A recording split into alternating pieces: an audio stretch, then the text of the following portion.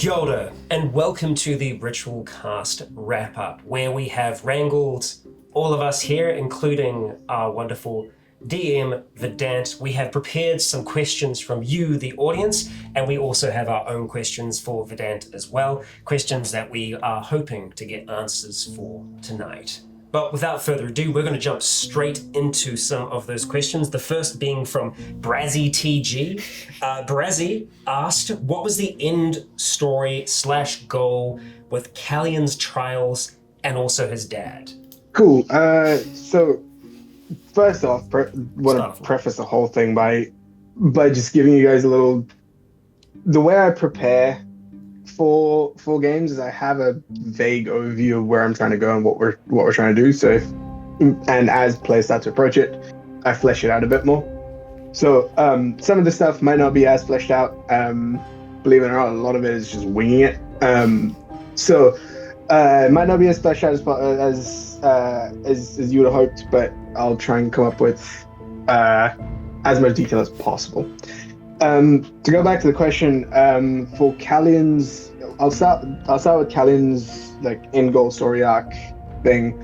So with the trials, for Callan, it was a set of trials for an organization which was effectively the antithesis of the Maximilian Reserve, right? So both the Reserve and this organization called the Children of Soul, they both worship Ayun, the goddess of knowledge, but their interpretation of her teachings were polar opposites. Where the Reserve thought of Ayun's teachings as knowledge must be protected, and it is and certain knowledge is too dangerous for anybody. The Children of Soul sort of had the philosophy that knowledge should be accessible for anyone who wants to attain it. So effectively where that arc was going was with completion of each of the trials, you'd go into the library. The library that you guys were going into was knowledge collected by a whole bunch of people in throughout history who had gone through these trials and then managed to make their way into the lost vaults of Voxmore. So the end goal here, what you would have gotten to if you completed all the trials would have been a pathway into the lost vaults with the ability to retain the information as you come out. So in the library, every time you visited it, you had the ability to look for almost any information pertaining to the world. It was effectively my own sort of, hey, go ask me a bunch of questions about the world, and I'll start doing a bunch of lore dump exposition stuff. And that's effectively what it was. Any information that you wouldn't have been able to find in the library, just flat out did not exist at that point, or was in the Lost Vaults. So the Lost Vaults of Voxmore were effectively the space where information, artifacts, etc. go to be forgotten, even by the people who put them there. So, that was in a vague sort of broad brushstrokes where Callan's story arc was going, where the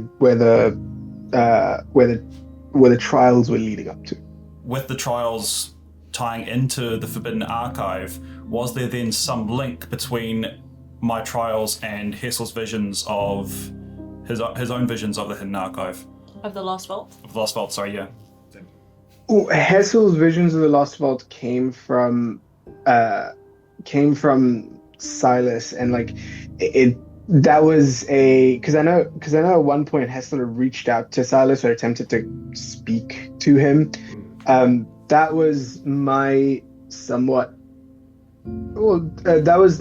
attempt to put that thread out there that, hey, there's the Lost Vaults exist, and Silas was trying to tempt Hessel, knowing that, oh, this is another wizard that is contacting me. What do wizards do best? What's the best quality of a wizard to pull them into a trap? They're curious as fuck. I think because wasn't there some connection between, was it Noctis? Who was the guy you took the hand from? Nota. Yeah. Wasn't there some connection between Nota and those visions as well? Again, it was, I think, if I'm remembering it correctly, and this was a while ago. So those visions were real, and they were Silas's point of view. But they were Silas's memories. But he effectively framed them to be vague and make it like, so when he raised his hand to touch the thing, it looked like Nota's hand. Again, that was more of a like, hey, you may want to go look at this even after. So it was like a contingency this too thing. Could be you, like, wizard. Just bait for Hessel. Yeah. Hessel Bay. Yeah, it was Hessel Bay. It was Wizard Bay. Yeah. That makes sense. Nice. Yeah. Yeah, that like the Lost Vaults, and it was one of those where I wanted to. The Lost Vaults would have likely been like near the final arc of this story, because there's a with the ability to sort of go in there and if you fail be completely forgotten. I didn't want to make that.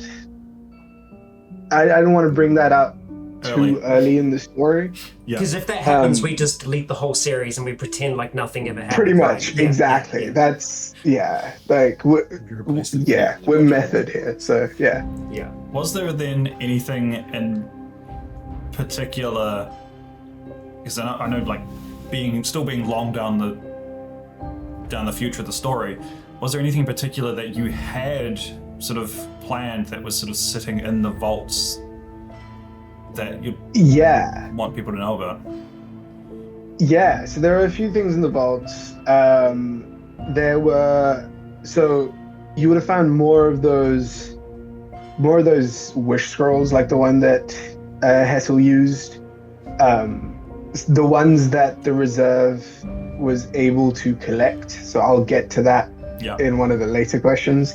But so you would have found those. You would have found entities and creatures down there that there were like ancient evils sealed away and forbidden magic, and like that was my again, the reason I left it towards the end was because then I could pull out all of the like really broken shit and go, here, play with a lot of broken magic items, and the creatures that you face will be that much more terrifying because they also have access to a whole bunch of this. And again, I hadn't fully fleshed it out yet because we hadn't gotten to that point, but there was like a section that I wanted to do, which was going to be very like Arkham City, where it's like in this particular space of the Lost Vaults, something's gotten out of its bindings but couldn't find its way out of the vault, but it could effectively take over a small section of it. So it would have been very Arkham City, like you'd find a whole bunch of incredibly powerful creatures all down there serving this greater master kind of situation. Nice. Yeah. Fun. And that was also where I think the rune child that you guys met, Deimos? That organization. Yes, that's him. Yeah. That's something that he was like, again, him going, hey, we've got room for some people, we're trying to bust into the Lost Vaults. That was another one of those where it's like I wanted to keep dropping hints of it throughout the story, and I can reveal it now, but if you guys had pulled that thread and gone down that path, it would have been more of a heist to try and get into the Lost Vaults. Likely wouldn't have succeeded because you'd have some of those key members from there, and like one of those failed heist situations, but it would have given you a whole bunch of information as to how to break into the vaults and how to open the vaults later on in the game, like in the final arc of the story, where you would have come out of that experience bruised and battered, and oh my god, this is next to impossible. But then eventually find MacGuffin that would give you an answer to, oh shit, we can now open the vaults and we can now actually complete this heist. And then it would have been cool, we need to gather some allies to go actually execute this and then get into the Lost Vaults and, dive into that whole arc. Like, it would have been a whole arc inside the Lost Vaults itself, because there's so many different places in there that you could go and explore. It's like a massive unending labyrinth of just, old, forgotten, powerful shit. Nice. Right. Yeah. I guess the second part of that question was Callan's about... dad. Yeah. Yep. So the second part of that question, with Callan's dad, so in Callan's backstory, there's a segment, there's a section about how his dad found him, which was by a crumbling sort of a crumbling church, crumbling church, altar, temple, whatever, which was at the edge of the Dyewood, and that happened to be a Fey portal. Callan's dad was he was curious about it and started sort of trying, not experimenting with it, but observing it to see if this was dangerous or not, given his position in the Rangers Guild around Hollowhome. So he would constantly go in and again, not in the most scientific or most he was a ranger. His entire thing was observation, keeping tabs of it, scout. Oh no, that's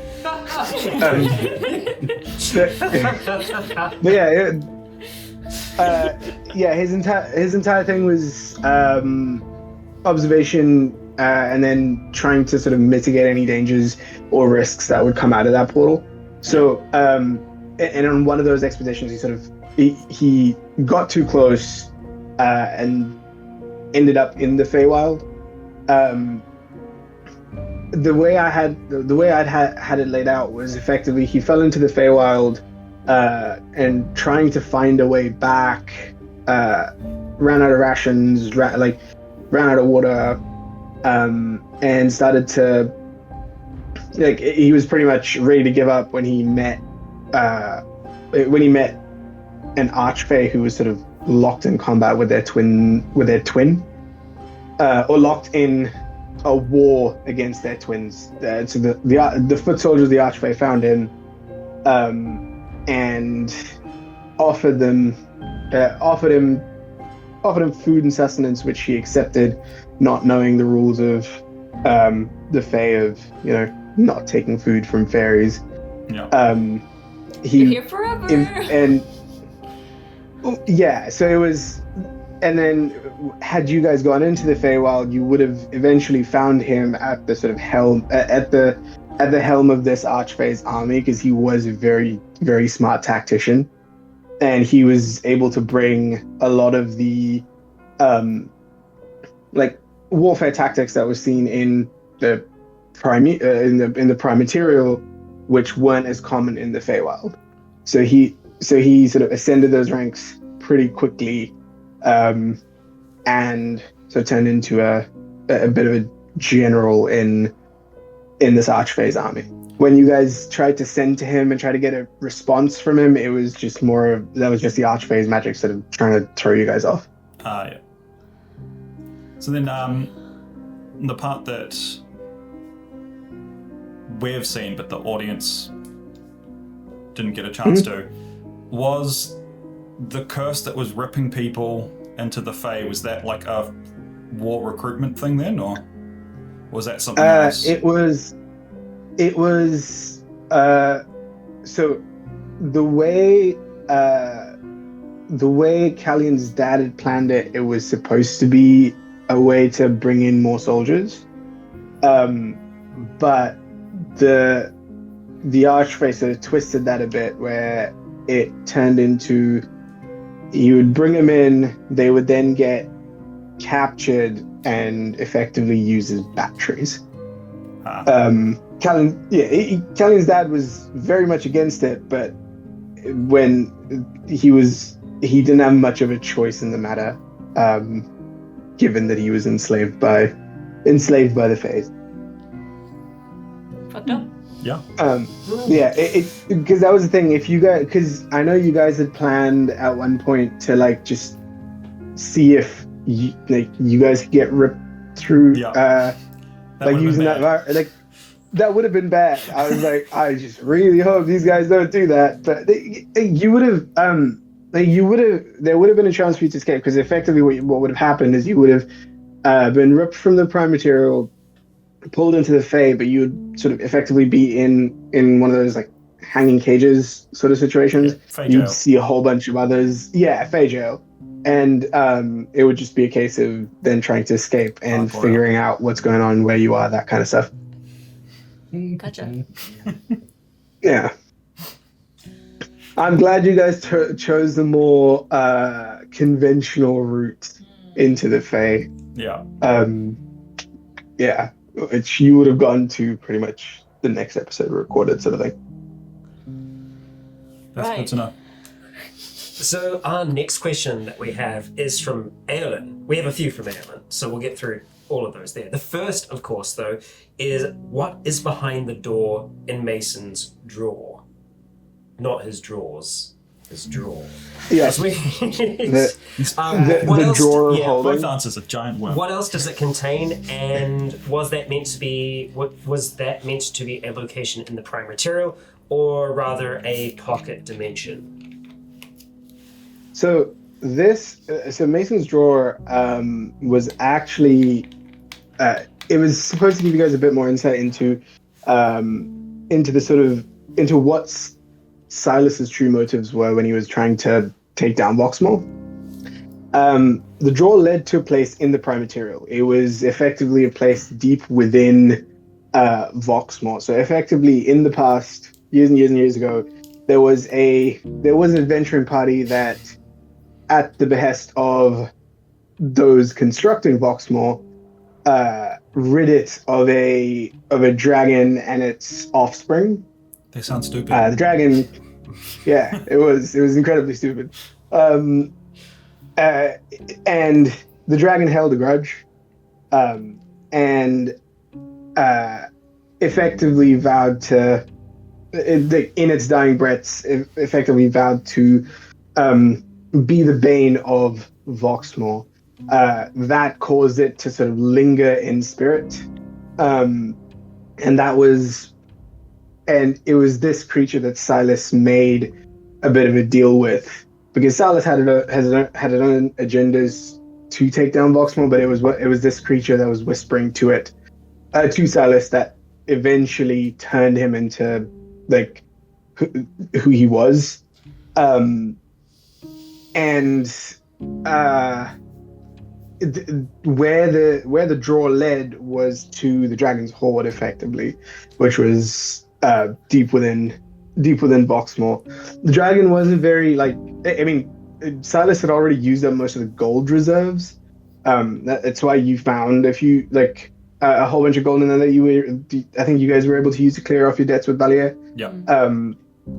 But majority of the stuff that was still left in it would have been like gems and magical items, and amongst other things, the deck of many things.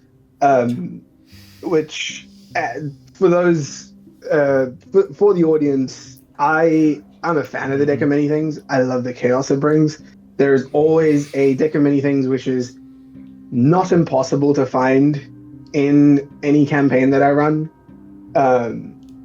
So that's where it was. And if you known about it and reached into it and asked for tarot cards or whatever it was, the deck of many things would have popped up. And effectively the door was leading out into the rest of sort of like a ruined underground cave.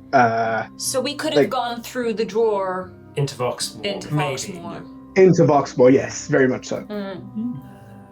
Or someone from Voxmore could have attacked us through our drawer.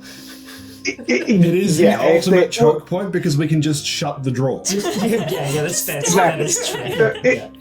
It's a portal that only appears when you open the door. So if you shut it, no one can come through. Just stabbing you through the keyhole. But someone that, like, if a wizard walked in there and cast detect magic, there'd be so many different sources of magic that they wouldn't be able to tell that. Oh, look, portal. I imagine it's probably also unlikely for anyone to find the dragon's hoard after all this time. That is correct. Yeah. It was very well hidden. There were a lot of booby traps that were set by Silas. Like to give you a bit of background on Silas, if I haven't already, he was an archivist at the Maximum Reserve. The Silas that you guys read about in the book was very old, very old. Already twisted. Yeah, like already twisted. They weren't the same person. The Silas you guys read about in the Book of Minor Nobility, or the research that you guys did, or the propaganda that you found, that was like a very old story or campaign that somebody else had conducted against Voxmore. And this person, this Silas that you knew, took up that person's mantle as a, like, okay, cool, I'm gonna My be name now. Yeah, I'm him now. And like he started off as like a frustrated archivist who wasn't ascending the ranks. His frustration got to the point where this lingering spirit of the dragon was able to go, oh, I can twist this and corrupt this. There is potential here. He's just not being given the right guidance. I can make this office worker evil. Exactly. Exactly that. It's just, frustrated with the corporate red tape and the corporate, like, oh shit, you're not getting any more promotions.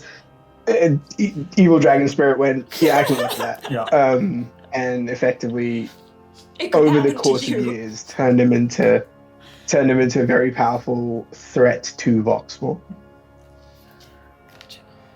Did you have any follow-up questions about the draw?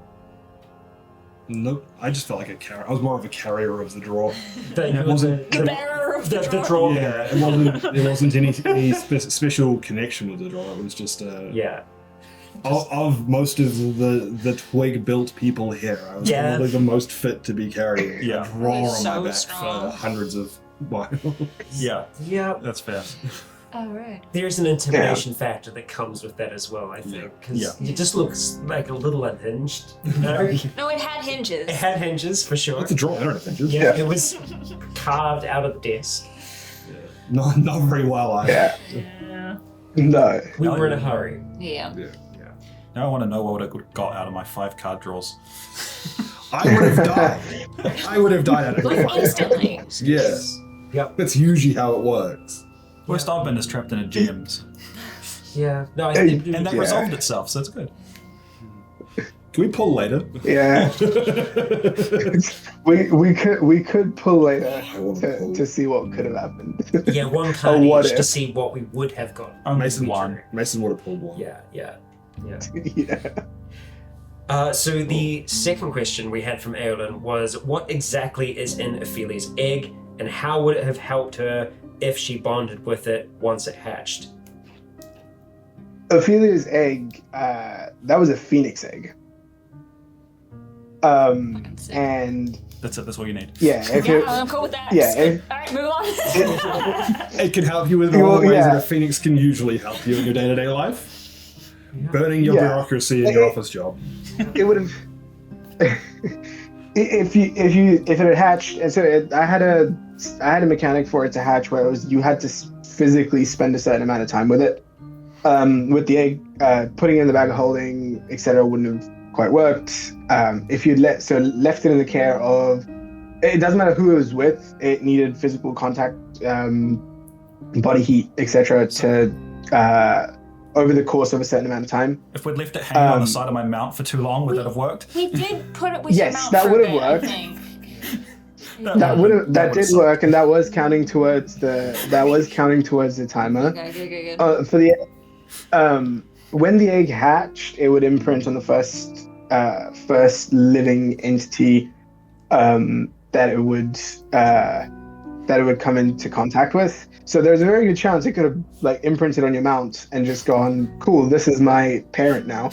And then he desummons his mount and his parents just abandoned. Yeah. Yeah. Pretty much. The fox deer thing went for milk. Yeah. So that's what it was. And then it would have had a few different like as it got older, it would have granted a few. It was effectively based on like every time, I think it was every 2 levels that you guys gained, it would gain an ability. I hadn't fully fleshed out what the abilities were, but they were your standard Phoenix things. Like you'd be able to create healing potions, you'd be able to, it would be able to attack, and then eventually it would be able to sort of, if it died in battle, it would come back. But its sort of capstone ability would have effectively been, I think at the end of like the 3rd or the 4th level up that it got, its capstone ability was going to be that it could take your place if the imprinted creature died. So like if it imprinted on Ophelia and you died, like dead, not unconscious, it could take your place in death, and you would have lost it forever. But the concept I wanted to explore with that one was more, it was more of a roleplay one, where it was just after having a pet for that long, after being bonded to a creature that long, would you be able to make that decision and go, no, I'm gonna let it take my place? Like mechanically, yeah. Like as if you're playing a game, yes, that makes sense. But then from a perspective of you've built a bond with this creature so long, and the way it was supposed to, like, if it ever got to that, it would have been a choice in death. So as you rolled your final death saving throw and you were passing on, you would start to see the light, and the light would turn like a bright orange, and you would see effectively the threshold of life and death. You would see this creature, and it would effectively give you a choice to either part ways, either walk through yourself and set it free to roam the world as it sees fit, or take your place in death, effectively bringing you back. And if it had brought you back, you would come back with sort of not almost like permanent scorch marks on your back as a reminder of the decision that you had made. That is very cool. I will say it's a good thing Ophelia was never planning on dying. yeah. Ophelia I have to make a choice. Good plan. Yeah. No, but that's pretty cool. That was the plan with the Phoenix egg. Nice. So question number 3 is, what was the nature of Mason's odd relationship with death, his dead wife, and their possible unborn child straddling life and death? What dark force was snatching her away from him when he visited, if it wasn't a force of nature or the gods trying to keep the dead and the living apart? Or was that yet to be determined by the actions of the players? So Ellen got it pretty spot on. This was something that I had planned from the start. When I got your backstory, Nick, where I got Mason's backstory, there was a plan for an unborn child to have perished along with Mason's wife. But wasn't in my written backstory. That's news to me. In a very Harry Potter way, it was one of those where, like, when she perished, her desire to protect both Mason as well as her last thoughts were of Mason, and then there was a desire to protect her unborn child.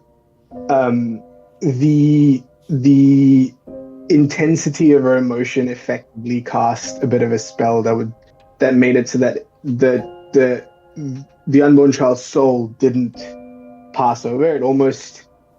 It became a bit of a guardian to Mason. So when Hessel tried to help Mason commune with his wife, he wasn't actually communing with his wife. He was communing with the soul of this unborn son that Mason would have had. Because it didn't have a form, it took a form that a new Mason was comfortable with. Over the course of the game, it was one of those where, like, the way I thought about it was that it was always watching over Mason. So when you decided, Nick, when you decided to go down the Ancestral Guardian path, it was one of those where the way I interpreted that was watching you all of this time, watching Mason all of this time, this child sort of almost took on a bit of a I'm going to protect the protector role, because Mason was very much the tank of the party, would like be frontline, making sure like he was the first one hit, not anybody else. So this child took on the like I'm going to protect the protector. I'm gonna, and then when eventually you get the Ancestral Guardian features, it would be the guardian that popped up to help you in battle. It would be the way that it got to fight with its father and be part of it. As you gain more levels in Ancestral Guardian Barb, it would slowly sort of grow up to where like you would the way I'd planned it, I think, because you said you're taking like 3 or 4 levels in an Ancestral Guardian Barb, and like when you got to the end of that, you'd effectively have like a soul-bound teenage son fighting alongside you. So no, it would just be like a child before that, like it would just like a little baby. It's not Death Stranding. It was very like I think at first level it would just be an amorphous, like just almost like a will-o-wisp, like a light like tethered to Mason, and then over the like as it eventually would turn into a sort of a young child, and then eventually a teenage child fighting alongside Mason in battle. The thing keeping them apart was very much just it was an interpretation of not necessarily divine gate, but like it was the interpretation of there are no resurrection spells been cast. It's just pure like the pure intensity of emotion that's caused this effect.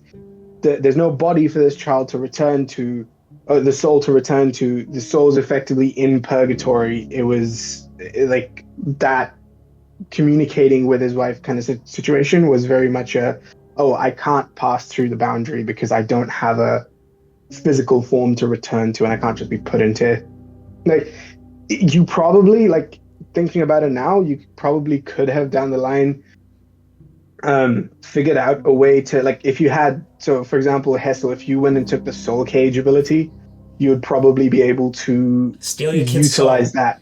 Yeah. Like, steal that. No. Or steal that soul and use that as a conduit to put it into a physical body. Yeah, soulless body. Like oh my god. No. No. So the thing with souls is the thing with souls is the way I interpret souls in D&D and that sort of stuff is that they a living organic being, it's almost like an organ transplant. Unless there is a specific sort of resonance or frequency that if that body's not made for the soul, it will reject it. Yeah.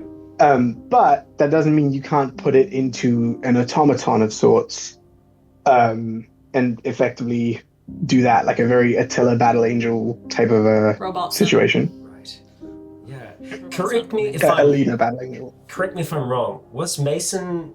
There was something going on with Mason as well, right? Mason was a revenant? Don't look at me. I don't know.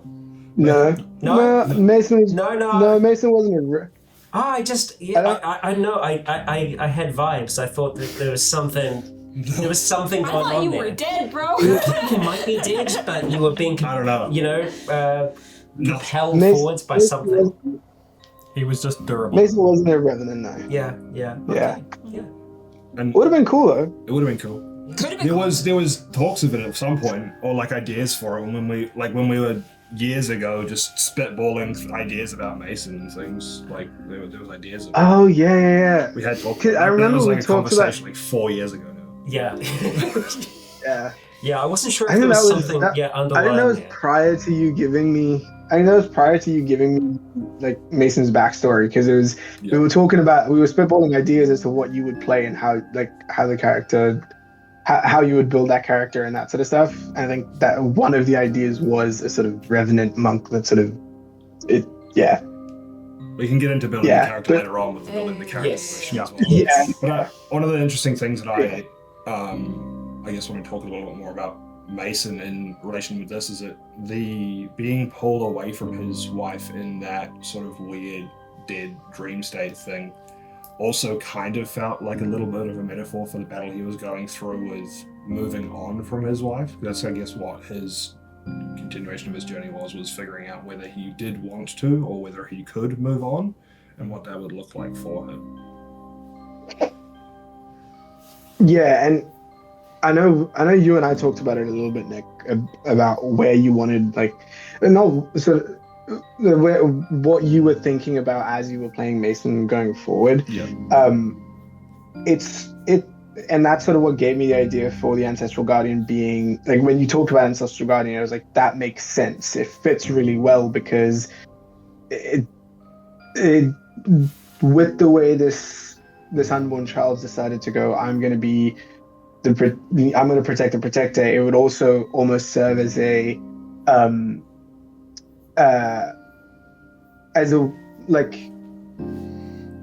not just a physical protector, someone who stands next to you. It was stand next to you in battle. It was also like emotionally there to try and get you through that kind of a scenario. So it still have an element of have some form of connection with his wife, with Mason's wife, but then it's also more of a cool, I'm still here, you're not alone, that kind of a situation. Yeah.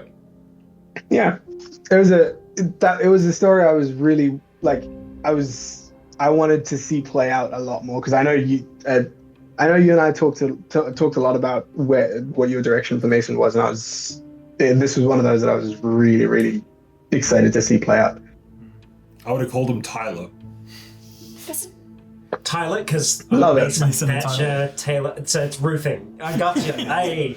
Yeah. I like it. Nice. A I like 20 it. intelligence character. Yeah. So I love it. So you said the vision of his wife from the other side of the veil was the child the whole time. I assume then that early in the game when we out dealing with the goblins and he also briefly saw his wife while on watch, that was also the child, and he never actually interacted with his wife ever. That's correct. Damn. That's Ouch. correct. That's correct. It was a child sort of Manipulating memories. naivete where it was just like, oh, this is what Mason needs to see to feel better. I'm going to take this form or I'm going to show him this, because obviously it's an unborn child. It doesn't fully understand the intricacies of what a person needs. I guess the thing so as it well was just going is that it didn't have a form itself, right? So it was Correct. taking the form of something that was familiar to it, and I think the only thing that would have been familiar was her. exactly. Right. Well, familiar to it, as well as sort of sensing that this is something that yeah. There was a. Is the next question a happy one? So the next question is from Wiz Banana at the moment, or ATM, or Wiz Banana TM. It's one of those. Wiz Banana TM asks, is there any possibility that Hessel could reclaim or have found a new soul? And we know the answer to that is yes. Hessel could have stolen Mason's son's soul. But And what? rejected Yeah, And exactly. rejected it immediately. It would have. Yeah, Hessel's body would have rejected that immediately. But yes, there was a way there was a way to reclaim Hessel's soul. It was another one of those sort of end game parts that you could have gone down. The entity that made this was an interesting one, because the entity that made a pact or like not made a pact, but like that Hessel bargained with for that wish. It was a very Cthulhu-esque sort of. It was a being that, to me, represented the void. Like it represented emptiness. I ended up calling it something super edgy, like null or something like that. So so that's what it was, and it was a very ancient creature whose like origin stories, all of that information about it was hidden away in the Lost Vault. The creature itself wasn't in the vault, so hence it could interact with it could interact with all of the planes. It was one of those old god type situations, like a very ancient entity, even like from before the time of the gods, from before the time of the Titans. It was like that old. Effectively, it had been sealed years and years and years and years ago, and like its access to the planes and all of the beings on the planes was limited by who knows what, because all of that information is lost at Lost Vaults. You could have, and again, this was one of those more vague things that I hadn't fully fleshed out because this was so far ahead. But the way it interacted, because its influence was limited, it was able to scatter artifacts throughout, artifacts whose sole job was to collect souls. The way I see, again, souls being another, it's coming back to it, is the way I looked at him from a sort of magic and utility standpoint was that, putting aside the fact that this is the essence of life, essence of a living being, it could also be used as a source of near infinite power, near infinite energy. It's why the way I think about it, it's why liches need to constantly keep siphoning soul and need a phylactery, because souls effectively serve as a battery for their lives. This creature would have needed quite a few in order to break its bindings and be released to the world. It wasn't something I was planning as an end game. It wasn't something I was planning as a, hey, it will be released and you will fight it. It was more of a Lovecraftian, like, if you were to encounter it, you would encounter a very, very, very small fraction of its power, and that would be overwhelming. Like one of those where, like, it's the way I thought about it was that its powers had to do with just darkness. Like in that fight, if you'd gone into a fight against this creature of like even the small fraction of its power, which if you managed to go up against it, it would have been one of those, you'd go into that fight as a party, but the darkness would be so absolute that you wouldn't be able to hear or see any of your allies in that fight. Like, it's a very vague sort of concept of a fight that I had in my head for this creature. But yeah, you could have gone on a quest to reclaim Hessel's soul. They were all still stored intact wherever they were, until such a point as this creature could use all of them to enact its return, so to speak. But effectively, there was no plans for it to be a sort of end game, big bad sort of, this thing's going to unleash completely, because it was very, very, very far away from getting to that point. But you could go, and I didn't have a, like, the way I thought about it is that for a creature of this magnitude to be sealed away somewhere, it wouldn't be sealed away in one of the planes, it would be sealed away in the space between planes. It's almost in like a purgatory of its own. Question. Yes. Would a real wish have brought his soul back? Probably not. It would, like, so the way I do wish, the way I do wish in my games tends to take into account intent. It's not just like if a wizard has learned wish at 9th level and is able to cast it, the way I interpret that is you have, as a wizard, reached the pinnacle of your craft and you have the ability to bend reality to your will. A wizard with that kind of power knows exactly what they're doing and can weave their intent into a wish. So even with a wish spell of that sort, the intent would be, hey, I want Hessel's soul back. What you would get back from it would be you won't get the physical object back, but because this creature's will, even in its state, is more powerful than a wizard that powerful, but you would receive here's where you would go if you wanted to get your soul back. Yeah. So it offers the path of how that it's achieved, but not directly. Exactly. Because that was definitely something Ophelia was planning on doing, was getting Hessel's soul back, one way or another, whether it was through the Lost Vaults of finding the information on how to retrieve a soul, like through information in the Lost Vaults, or otherwise. Hadn't quite figured that out yet. It's just a matter of against something else that wish would work, but this thing was just, it had more reality bending than your reality bending. I guess a lot of the things with resurrection or bringing back souls in that kind of way is usually if the soul is willing and free. And able. It would be willing, but this thing is making it unable to return with whatever it's got imprisoned in. Right. Yeah. Correct. And I think the thing, Hessel was certainly interested in souls. I don't think he was interested specifically in his own soul. That was going to be my question. Yeah, because he started to realize that, they have a value because I wagered and I got something pretty magnificent out of it. So I think that there was like a fine line with Hessel where it's like, yes, he would want to seek his own soul, but I think at the same time, without having that soul, I think it would make him hungrier for more souls. Potentially. Yeah, I mean, if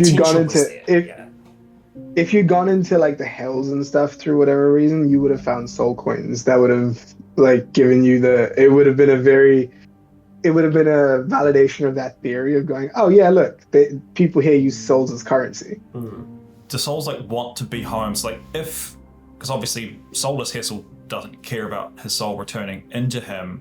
If he like got it in his hands, essentially, is there like how amount of does he have to actually want to put it back to get it back, or is it just like magnets where it's like proximity? Yeah, so the soul does want to return to its natural form, but the thing with it is, like I said before, there is a natural resonance between its soul and its vessel. If Hessel had gotten to a point where like the soul no longer recognizes the vessel because it's so different from when it left, it would probably just go, no, probably not. And that would have, like, if we'd gotten to that point, I would have probably asked you, Scott, I would have probably asked you that question. It's like, does Hessel recognize his body? Like, does he resonate with it? Would Hessel then recognize Hessel now? Yeah, exactly. Interesting. Would Hessel then recognize Hessel now? Like, the Turing test for it would have just been like, if you look at this being and spoke to it, like, would you be able to tell, like, without seeing it, if you were to talk to this person, this being, would you recognize it as yourself? Yeah. So that would have been the sort of thesis of that question, and it's these sort of like vague concepts that I like to keep when I'm doing a bit of work. And I know there was a question at one point. There was a question in the list which was a little bit more vague about how some of the world was built and some of the inspirations for it. It's how I do my world building. I have vague concepts and I have like a bunch of random concept art dotted about throughout my notes, and eventually as the players, as you guys start to interact with the world, I go, ooh, cool, this will be a interesting thing to add here, and then I'll pull it in. And as you start to interact with it more, I'll do a little bit of like wing it and go, ooh, that makes sense, let's do that, and then after the session's over, I'll go flesh it out more based off of what I've already said. Yeah, this one, it was still in that sort of concept phase of, cool, this is sort of concept for it. And you could have absolutely gone on that side quest to go get Hessel's soul back. It would have been a very difficult one. Probably one of those endgame side quests. But it was something that was very much doable. Yeah, I kind of planned that if Hessel ever did get it back, it would have just been 10 minutes of me sobbing on camera. Uncontrollably sobbing. Just feeling every single emotion that Hessel had felt over that entire period. Just all at once. I did want to bring it back to the wish scroll for a second and ask you a question, V. Yeah. If Roga had actually used that scroll, what would he have wished for? Oh, that's a good question. The biggest Roga was a fireball the being- world has ever seen. Nuclear weapons. He just becomes a sun. Yes. Effectively. Yeah. Roga was one of those. I think he would have wished to. Well, that's the thing. He had a god complex, but he wasn't one of those who was like, I want to ascend to godhood. He believed he already was a mortal god. Right. So his entire thing was, I want more information. Like that. So that's why he was carrying that scroll around. He's like, well, if I ever get to a place where I'm so fucking curious about something, I just have to have this information, and I cannot access it, and I've done everything I possibly can, and I cannot think about any other way to access it.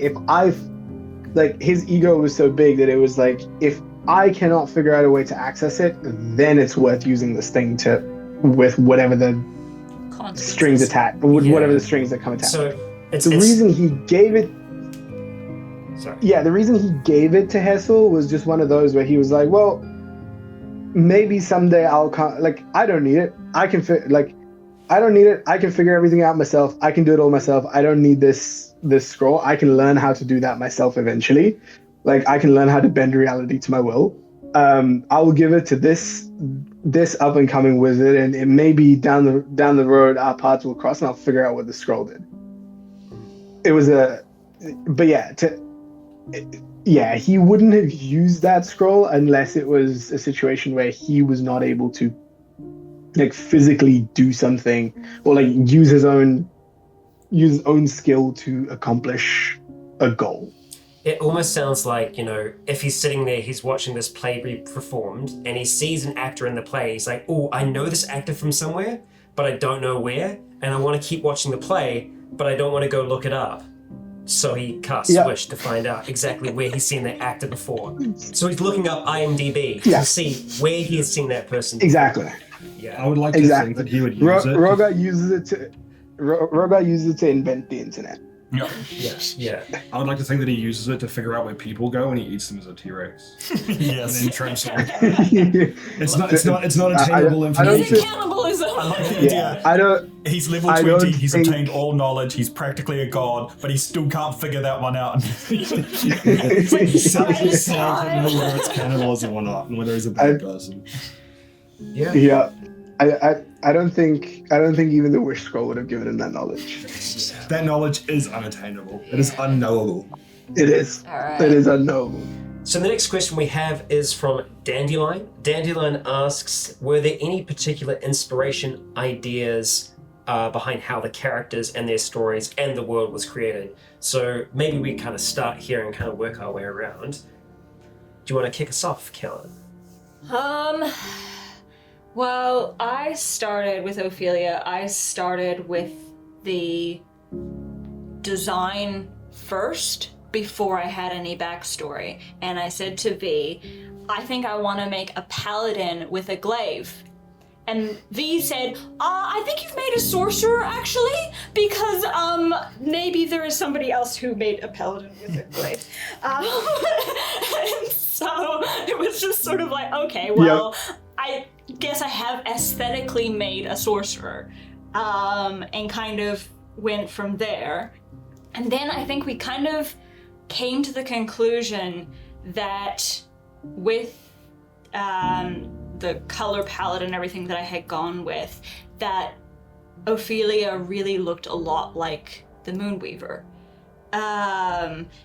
And so there was a bit, it never came out, but of Ophelia's backstory, that basically when she found out that she was going to be sent to the reserve, is it okay if I get into this? I mean, Of course, yeah. this is what it's about. But when she was going to be sent to the reserve, she found out just by overhearing the wizard that she Ezra's, and so she ran out, being chased by the reserve cronies, whatever, and took shelter briefly in a Moonweaver temple.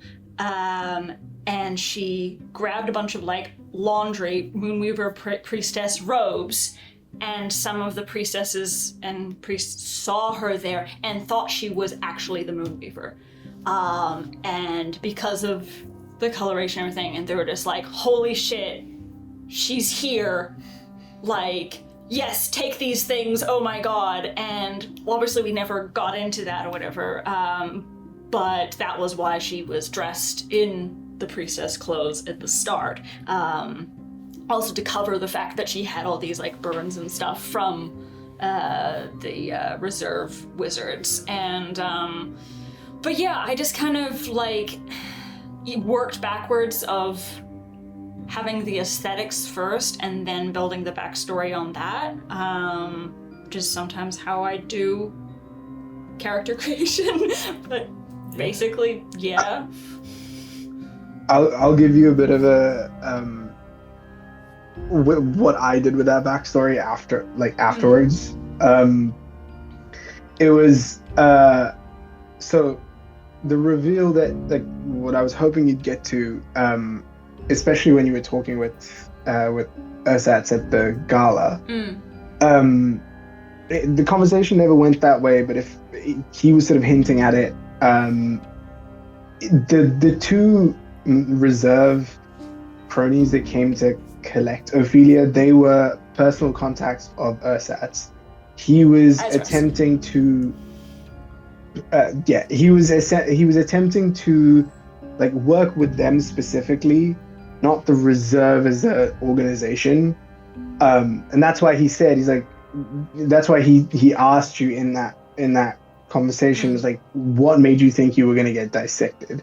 It was he wanted him and the two reserve archivists that came knocking, they had their own agendas to harness the Runechild powers, but eventually but it wasn't through, oh, we're going to cut you up and figure out what makes you tick. It was more of a, we're going to train you, we're going to try and control this power through influence over you. It still wouldn't have been a very good scenario for Ophelia. Yeah. But it wasn't that the entire reserve was chasing after her. It was effectively these two specifically. They had a bit of influence in this, they could, and that's why they were able to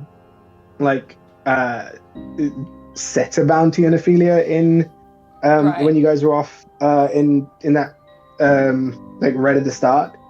And there was a threat from the reserve effectively, but it wasn't that the entire reserve was oh, this is something we're going after. It was specifically these guys knowing about you as a Runechild. They wanted to understand it better. Right. But that was a reveal that would have come had the conversation with Ursat's gone in that direction. Right. But that's how I took that. And because it was just one of those, because when I get backstory, it tends to be, okay, where are the gaps in perspective, and how can I frame that while it's still not completely fucking with it or completely turning the backstory on its head. But yeah, that was effectively the other side of the other perspective on Ophelia's backstory, was the fact that she absolutely, she believed she overheard them going, cool, we're going to take her to the reserve, and she'd heard about what happens to folks when they go to the reserve, and she made that connection. But it was very much these three people, these three individuals trying to figure out a way to control whatever the powers of a Runechild might be. Right, gotcha. Yeah. I don't even remember what the original question was at this point, which is Inspiration. inspirations and stuff. Right. Yeah. Oh, Witch Hat Atelier, which is a manga which is being turned into an anime soon, and a couple other things as well. But yeah, it was just kind of like, working backwards. But yeah. Yeah. Yeah, so I had like a few ideas that we've been toying with for like characters for this game. And then I was looking at, I have a tendency to make like heavily multi-classed abominations and things with weird, messed up, tragic backstories. And it was a combination of, I wanted to make a character that was against the type of characters I usually make. And I also wanted to make something that was like more charismatic, because that's like against my type as a very introverted person, and so like a lot of those came together to be like and we had a lot of casters, and so like being melee and charisma kind of classes, paladin fell quite well into that, and so it's like make someone that's not had the the typical lost all your family tragic past stuff, and the Oathia Ancients like being the light in the dark kind of character trope was sort of one that really grabbed me, and I wanted to make someone that had a reasonably happy past with still a few enough of a hooks and mysteries that have a reason to go out adventuring, and some of that came with just making backstory pieces that are just left completely blank for Dan to fool around with as he saw fit, like the origins of my birth and where my adopted father disappeared to, and I just sort of went, these are in your hands, do whatever your mind sees fit with them. And I really wanted to sort of explore that idea of someone who's out there whose end goal is really just to make other people's lives better, but doesn't really know himself in any way, and is sort of trying to figure that out along the way. And some of like the racial stuff and like the weird and elf but non-elf came from a little bit of the me that makes non-standard characters seeping through. I wasn't just gonna make another elf and then like saw concept art of like some old like 2nd edition Fey Touched and was like that gave me the idea of the a tiny bit of the past that I was leaving up to Verdant, just enough that it's like, what is the origins of this weird Fey change to himself, and just sort of left that up to V, but it was like a hook that I was just sort of setting myself up for finding, which was that was one part of the backstory of your backstory that I hadn't played around with too much just yet, because like you guys were going into the Fey, but like the way I saw it is you guys were going into it to rescue to rescue Callan's dad from the Fey. Yeah. And it was something that I was planning. So once you got into the Fey, I was trying to see if there was a way for me to weave some of Callan's origin into it. I still haven't gotten to it, but it's a very interesting. This is something that I like about the way you we've been playing D&D together for a while, so I've had a few different character concepts from you. I like the good thing about you building non-standard sort of abomination type of characters is that it presents a very interesting, what would be the scenarios under which this would happen, and I love playing around with that concept. So if I ever do figure out what Callan's origin was, I will let you know. Check down in the comments in a couple of years' time when he eventually gets around to figuring out about it. And he writes it into the comments. Yeah. Yep, there you go. Maybe write tens of thousands of comments at V asking him to answer it. And like the video. There you go. YouTube shell. Like and subscribe. Smash that bell button. Yeah. Thank you. You're Thank welcome. you. And I had to get my corporate shell out there. Yeah. I can now eat tonight. Why don't we move on to Mason? I wrote a lot of backstory for Mason, and I wrote it like a story. The way that I often develop the characters that I really connect with is I generally have a person that appears in my mind, whether it's a human or an orc or whatever, in whatever state that they are, and I kind of have a feeling for what they do, who they are, personality-wise, what they might look like, and sort of some of the things that might happen to them. And then in and around the things that are happening in my own life, or seeing things in my own life, I'll then attach stuff like that to the idea that I have in my head. I don't watch a lot of TV or movies, but at the time everybody was watching American Gods. So I had the initial vision for Mason as just like a pugilist that ran his mouth, because I like to run my mouth. And then everyone was talking about the Irish god from American Gods, whose name I don't know. So I just kind of I watched a few videos of him and kind of mashed the two together, and that was the starting of Mason anyway. And from there, it just kind of turned out of, well, I don't want to just make this character, because that is a character that exists. I want it to feel a little bit more like me. So I like playing orcs. I wanted to be big and buff and durable, because I felt like that was something that might have been missing in the party. Not that I knew what everyone else was making, but I like playing supportive kind of characters. I don't like just being a big number cruncher. I like to heal or do other things in it. So being a sort of tank is something that I would enjoy. So I went down that route. So half-orc makes a lot of sense with the durability sort of thing. And then I just tried to find a way to work that sort of half-orc durability and this sort of nasty town that we've been in into a story that makes a lot of sense for an upbringing of a character who's had a pretty rough life in a pretty rough town. And I think it came together really quite well.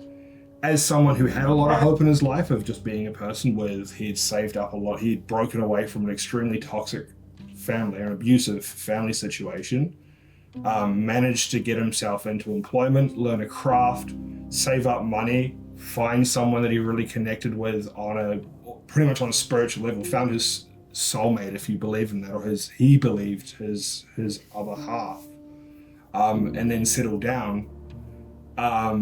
And then it was a really interesting twist for me to have it all ripped away and then explore how that grief played out as a character.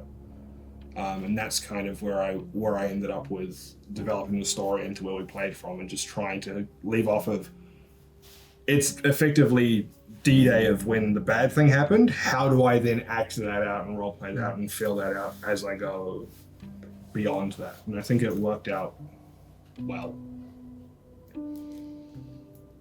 So it was pretty recent, like right before like session 0, sort of not right before, but reasonably before that all this stuff had happened to you, Mason, wasn't it? Yeah, it was around a week. Yeah. He was kind of still in the sort of shock. I've killed some people I've intentionally murdered people for the first time. I'm hiding because I'm afraid that the people in this town are going to be looking for me still. That sort of close. It hasn't really sunk in what's actually gone on yet.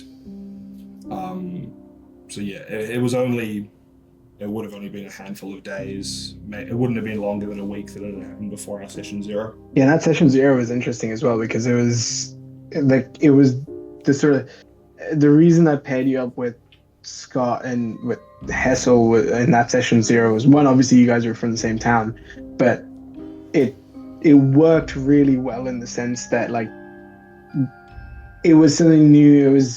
Mason was dealing with the grief, and here was some guy who could get you that sort of final closure almost. So that session 0 worked out quite well. I still remember the session 0s that I ran with, because it was the two of you, and then it was also The other half of that session 0 was with the two of you and Scott. Yeah. Mara.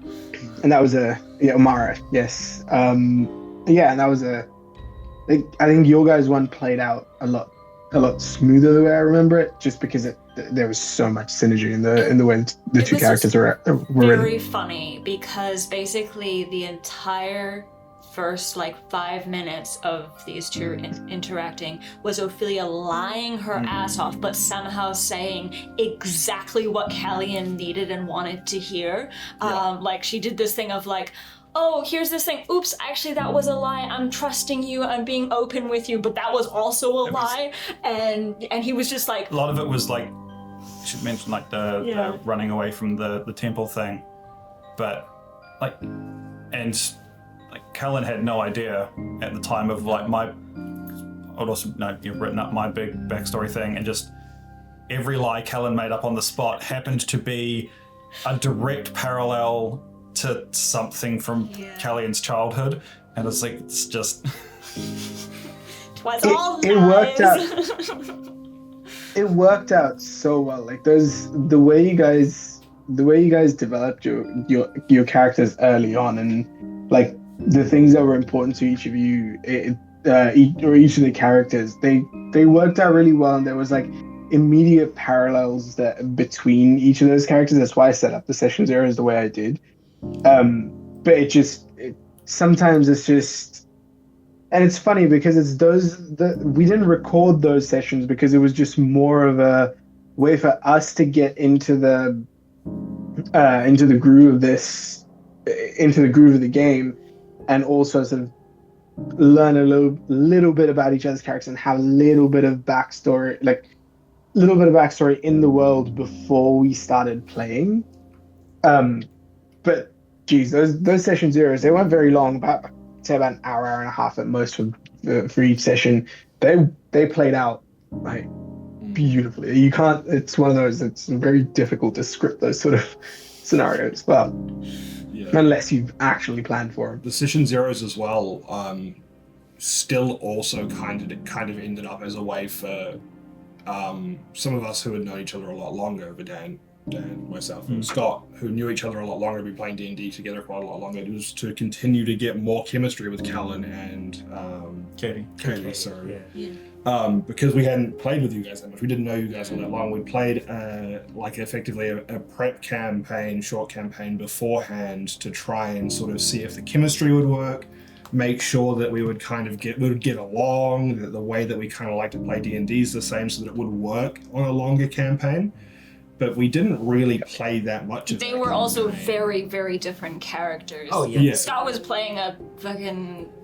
fast-talking halfling, wild magic sorcerer. Yeah, and I was playing a warlock who was so deeply, deeply unobservant she didn't know that she was a warlock. She just thought she had a cool magic gun. I mean, she also didn't realize that she was 1,000 years old. That too. There was that. Outside of the characters themselves, we were all still trying to form chemistry together as a group of people playing the game, because we hadn't known that much. It was just more of while we're figuring out all these brand new characters and we're figuring out these new relationships with real people that we're building, let's not have a first one in a sense for currently the way that the characters themselves were paired together. It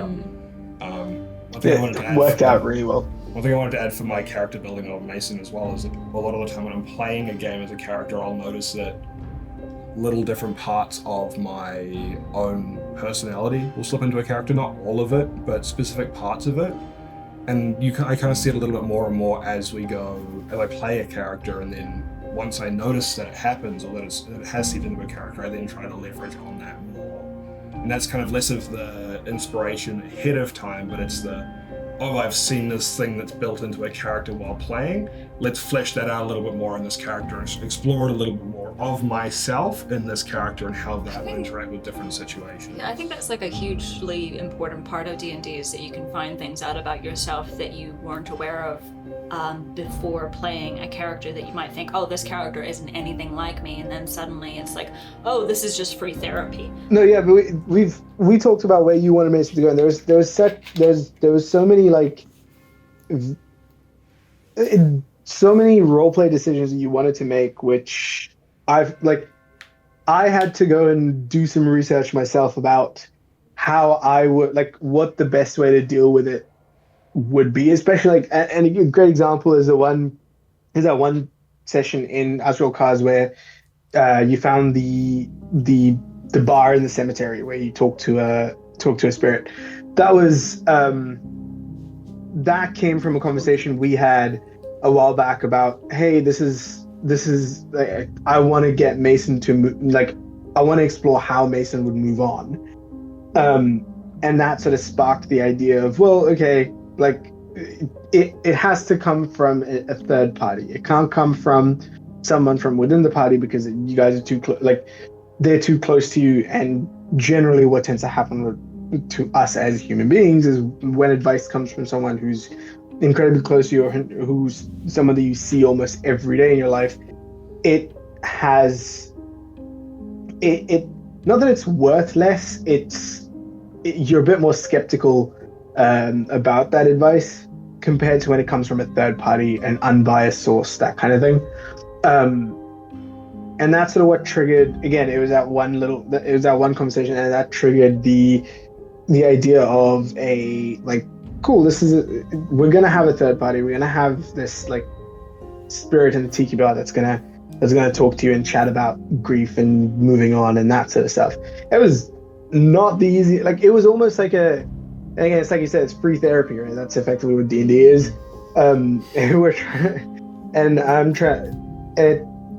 find it interesting to explore those sort of concepts, like, outside of just like, there's those concepts they're concepts that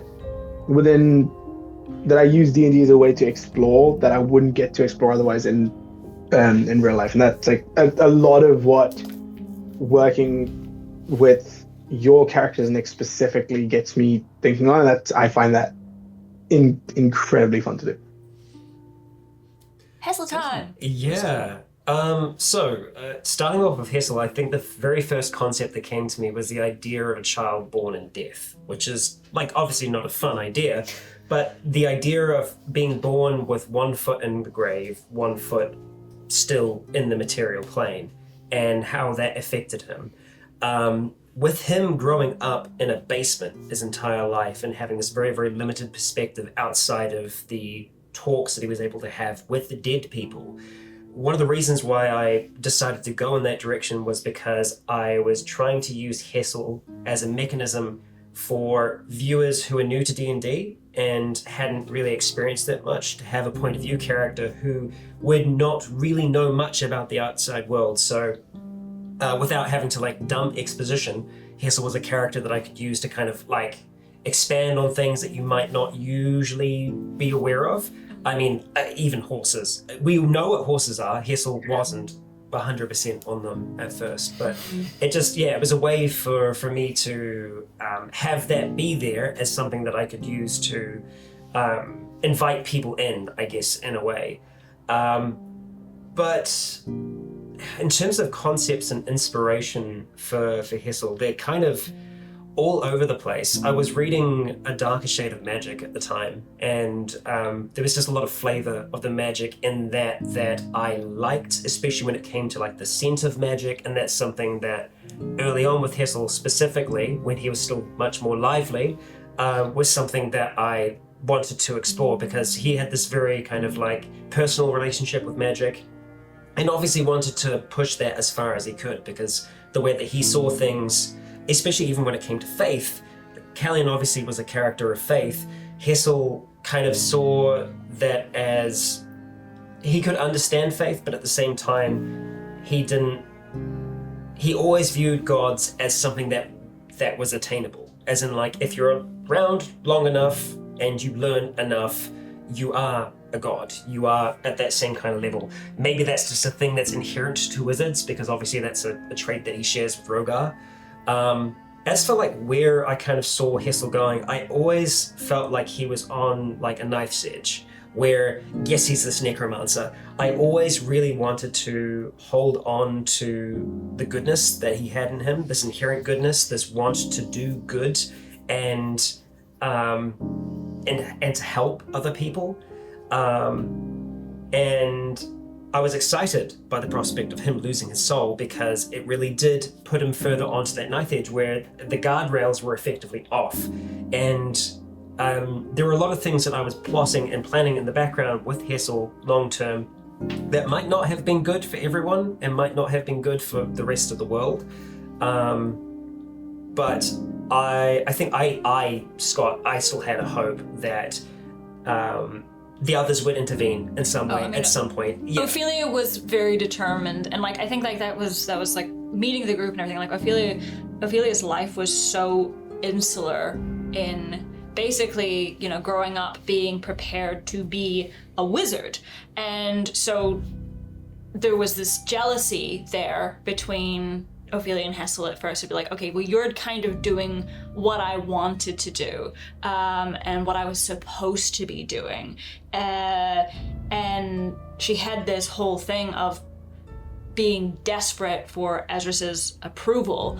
But after meeting the group and everything, and especially meeting Hessel, her kind of, I wouldn't say that she was selfish, but I do feel like she was very like out for herself for a long while. And then once she had the friendship with the group and everything, and kind of had real friends for the first time, and it was like, oh, okay, well, like I really care about these people. And then especially with Hessel, really caring about him and being like, okay, I can see that he is extremely kind and caring and everything. And then for suddenly that to just be kind of ripped away, I think that kind of, her definite goal was, okay, well, I need to be more powerful, not just for myself, but for this other person, because I need to help him. Instead of just being powerful so I can stand up against other people, I need to be powerful so I can protect the people I care about, which is a little kind of shift in brain stuff. You know, Triton was an interesting choice to go with. One of the reasons why I wanted to go in that direction was because I liked the idea of water being the medium between life and death. We're born in water, the water of the womb, and it's one of those things in magic in general where it is seen as a threshold that you're crossing. So I wanted to take that in a quite literal sense, and then use that medium in the game for Hessel to be able to cross that veil, to be able to try and communicate with what is on the other side. Again, that whole idea of him having one foot in the grave always, and then, you know, that went even further when he lost his soul, which, was not something that I ever really thought was something that was going to happen. It's not something that I planned to happen. And obviously that did really change things for Verdant as well, because I know that Verdant had quite a bit planned with Rigel, Hessel's brother. Yeah. there was stuff, it did throw a spanner in the works, but at the end of the day, I was the one who gave you guys that wish scroll, so I can't complain. Yeah. There was also the other part of Hessel's backstory that you guys didn't get to go through and explore, which was Dorzu and her party of adventurers. It was it was one of those, in the way I thought, like, I really wanted to have a what if D&D party goes bad situations, whereas like, cool, you started off as a rushes D&D party, as most D&D parties do, eventually got to a point where they sort of crossed the line, and then what I was exploring there was just what happens to a close-knit group when certain people cross a line and how that affects the group as a whole. Dorzu being taken and she was originally taken by the way I had it planned out was that Dorzu was originally taken by Megart? That's it, Megard. Megart Who that's it. And he had been it was one of those. Dorzu was she'd lay low after that raid on the Triton settlement. Yeah. The party had effectively split up, and Dorzu had laid low because there was a bunch of people who were effectively looking for her. There was looking for the party. There was a bunch of stuff that was happening there, and the fact that she made the choice to go, oh no, I'm going to save this child and not decimate it like I've been told. So she was laying low, but then I think it was in session 0 when you guys got into a fight with the blood hunters or whatever it was, and she sort of she stepped in to protect as a fire elemental and that sort of stuff. Immediately that sent off a flare to whoever was looking for her, and they came and grabbed her effectively. That was what it was. You could have gone looking for Megarth, and you probably would have found one of the other. I think there was 3 other party members. There was a wizard, and there was Megarth, and I think there was another. There was Torpa. And there was. Who was my sorry? Torpa, my mentor. There was Torpa. Correct. There was Torpa. So Torpa would have that would have been your sort of thread to go figure out where this other person is. You would have met the other 2 who were still working together. It would be Megarth and the other wizard, the wizard lady. I don't have a name for her yet. But it was those 2 that you would have got to explore who they were, what their relationships with these guys were, and what that entire a full backstory on that raid and all of the adventures that they'd been on. What I wanted to explore was eventually get to a point where you'd be there would be the scene I had in mind was Megard and this wizard lady around a campfire with Dorzu caged, and then just chatting away like it was old times, before suddenly realizing that, oh shit, wait, no, this is not old times. We've actually captured one of our, someone who we considered a very close friend at one point.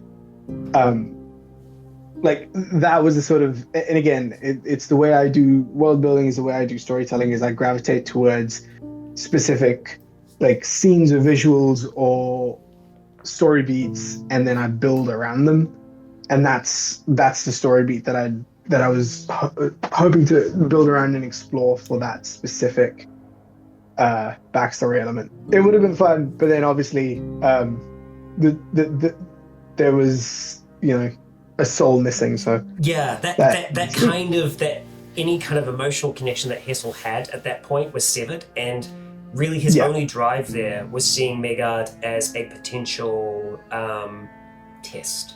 That's all he saw Megard as. It wasn't about getting Dorzu back. It was just, here's someone that has slighted me, and I don't feel that slight, but I acknowledge the challenge. And if I feel like challenging myself, then I will address it.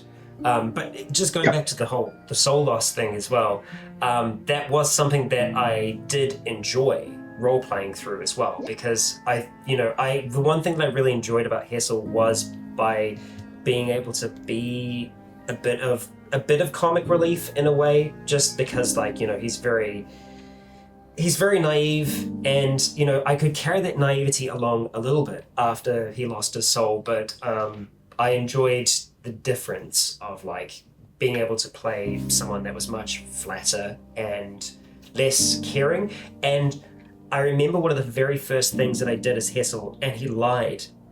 He blatantly lied to Mason's face, and I felt horrible as a player, as Scott, because Mason confronted Hessel about this new abomination that he had made, which was like this amalgamation of bone and ash. And Mason queried Hessel as to where he raised it, where he, raised that thing from. And Hessel was like resolute that, immediately he was aware the connotations that Mason was making was, hey, did you just make this thing out of the remains of my wife?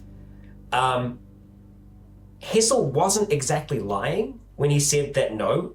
He didn't know because he didn't think about it.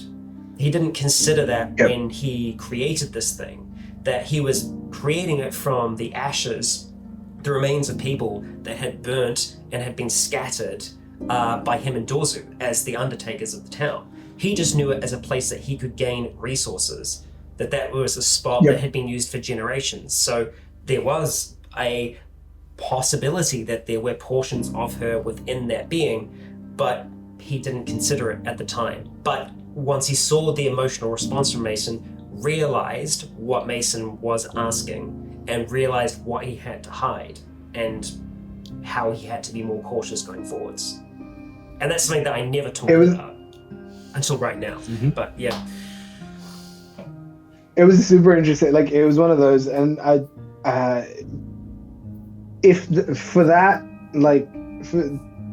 to be able to switch, like, at a drop of a hat, to be able to switch the way you play a character from what you had planned to this something completely different because of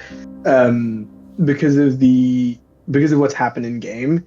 I think there wasn't a better player for that. Like, I think the only, like, and Nick, it would have been interesting to see you do that, but I think Scott, that played right into your done that with that played right into your wheelhouse, and I think that it was the perfect person to flesh that one out, and it was fun to watch. Like, it was, and because it was one of those, right? Like, I didn't have the only direction I gave with you losing your soul is, hey, your soul is where your emotion comes from. It's where your empathy comes from. It's where how you form a connection with somebody else is you resonate with that. You resonate with their soul, with the essence of their life. That's gone, and that you took it and ran. It's phenomenal to watch that one. Here's to many more bowls of potpourri. Yep, absolutely. It's not edible. Okay, and so for our final audience question from Nana Mana, I think. What did Valier have on Issa that had Issa so attached to him? And was there any way for the crew to free Issa from his contract to Valier? Kill. I'll answer the second part of that question first. This is a juicy one, and this is a reveal I've been wanting to drop for a very, very, very long time. Oh yeah. No, there's not a way to free Issa from his contract to Valier because Issa was Gaston Valier. He was the one who founded the trading company. He was another one of those like wizards who was curious for knowledge and didn't really care for much else, but realized that the path to have the freedom to go around to attain said knowledge was to gain some form of influence, but he also knew that came with a target on his back. He was the quintessential, incredibly smart, strategic kind of wizard. He had a particular talent for building magically binding contracts. The man that you knew as Gaston Valier, the face of the Valier Trading Company, was someone who was actually in a was bound to Issa, complete with like clones and all of that sort of stuff, to the point where if that guy was killed, he would be replaced by the same person. It would all seem like he's this mastermind face of this massive trading company throughout the world. But the real Gaston Valier was Issa. There was every single time you guys interacted with him, and he got pretty fond of you guys specifically over the course of time. And every time you guys had conversations with him, or were getting into that sort of a deep conversation about him and his past and all that sort of stuff, I would roll to see if he was feeling particularly comfortable enough to share. And I never rolled high enough to where he would actually share that with you and let you in and give you that information. But it was Issa that's always been Gaston Valier. The two kids, Ophelia Valier was actually Issa's daughter, not The clone? but then the other guy, the other problem child at the Valier Manor, that was this guy's son. I didn't have a name for him.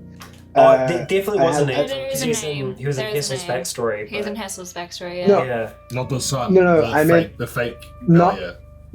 The fake Valier. I didn't Yes. have a name for him. His name was I Valier. hadn't picked out a name for Oh, him. right. I got The you. imposter Oh, Valier. oh, right, Mhm. right. Imposter Valier. Yes, yeah. Well, I mean, it seems like he wouldn't have needed one, right? Because he was just a front, so he didn't was. need an He was identity just a because front. his identity was given to him. So that kind of leads into one of the questions that I had for you, which was my Ophelia Valier's daughter? No, she wasn't. That was just pure coincidence that you picked that name. It was like it was I picked already it in first. Hessel's backstory. Bitch. I didn't know. Because you Yeah. forgot. Or It he was- knew and it he was wanted in- chaos to ensue. Yeah. Yeah. Well, it was pure coincidence that you picked that name. Ophelia Valier was not was a completely different person to Ophelia that we knew the player character. But yeah, that was it. Like I said, Issa was particularly skilled at creating magically binding contracts. He was an incredibly powerful wizard who was constantly in search of just sating his own curiosity. Yes. He had sorry. Because when we signed the contract ourselves, we did that with Issa present. That was Issa that Correct. was there. So that contract was with Issa and not the fake Valier then? Correct. We nearly got him killed so many times. I know. We're so problematic for his trade empire. But Yeah. we bring a certain je ne sais quoi. Yeah. You know We what? brought the spice to his The life. Gaston Valier were the friends that we made along the way. Along the way. Yeah. Yes. Yep. Exactly. Yeah. But it was because that was the thing with like the way I always intended Issa to be a bit more of a threatening presence That's my throughout dad now, bro. the game. But yeah, as D&D parties usually do, it's like, cool, we'll befriend the big bad guy. He's now our best friend. He was again. I don't think I ever intended him to be a villain that you would fight at some point. Like I had a fight planned with like the fake Valier at some point if you guys decided to go that route. And the fake Valier, that entire fight would have been like very beast based. Because he didn't have any particular skills. He was very much like very, very mediocre. Specifically, yeah, like specifically to be like non-threatening. So if you had fought him, there would be a bunch of different like creatures that you would have fought to be able to get to him, and it would have been a situation where if you had managed to hit him with something, averagely powerful, you probably would have killed him straight away, and it would have Bro been with like, the butter knife. okay, No, But I win yeah. that fight. I'm faster. I would win that. yeah, But you might catch on fire first. That's fine. I'm immune. yeah. But yeah, it was like in that first meeting with, or like when you guys were signing your contracts with Issa, there was a like a blood priest, Yeah. like a blood cleric. That was one of those where that was again just all smoke mirrors. That was not a that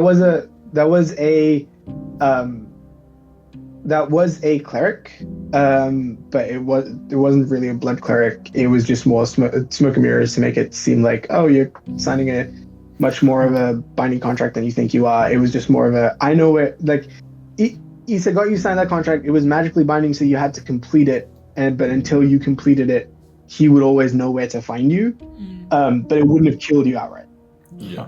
It's interesting that we kind of used our favors with Easter as well, because like Hessel specifically was like, okay, well, I'd like to use my favor with Valier for you to be able to teach me these spells.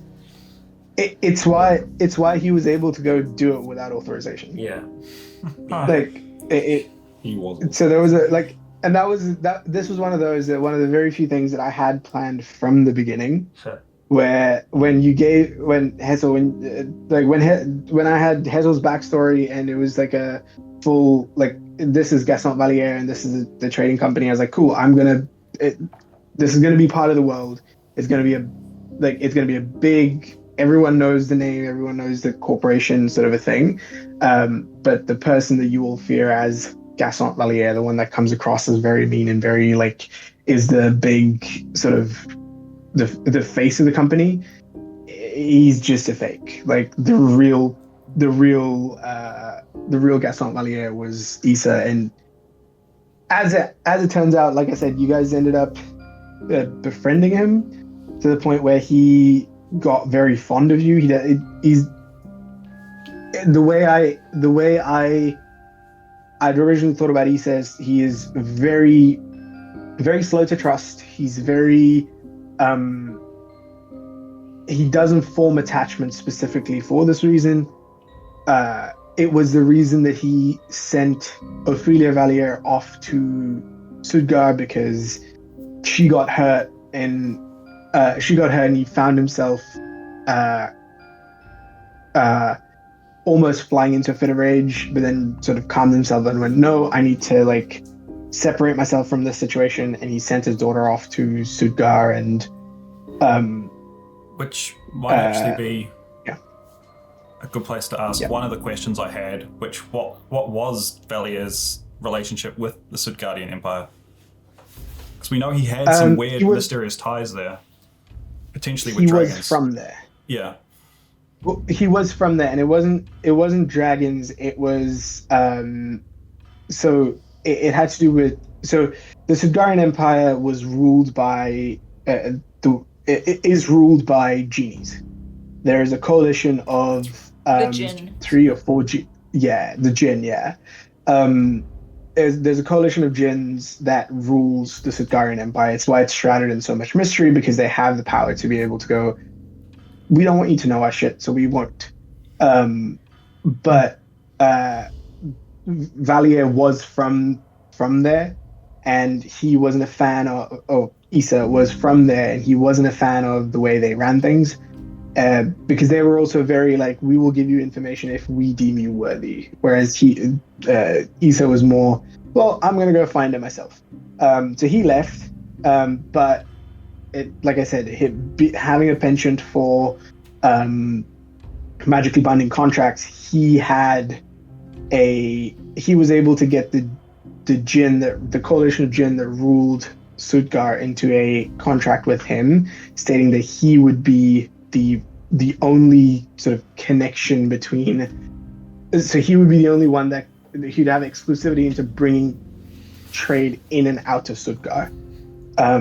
That's sort of that's what started the Valier Trading Company, and that's what put it on the map, because he was able to trade with the Sudgarian Empire on behalf of the rest of the continent. I guess the next question that I feel like would be natural after that would be, what was the summoning circle then? Like, what was that leading to? Because I feel like, yeah. It is very literal. It was meant to be a summoning ritual. So the way I had it, and again, still certain vagueness to it because we hadn't gotten to that point yet. But it was the way I thought about it was a summoning ritual, and the summoners are the four nobles that brought their teams into it. It was effectively summoning the way I thought about it was like a god of war, or a god of like summoning that god to grant a wish, to grant power. It was a contest that happened once every so many years, and it would decide effectively which one of the four empires, or which one of the four empires would be in control of the continent for the next span. And the way it was designed was the contest concludes, the wish and the power is granted, and everybody except for the four summoners forget that it ever happened. Again, this was because it was summoning the divine, summoning the gods to curry favor. It was like that was effectively what it was.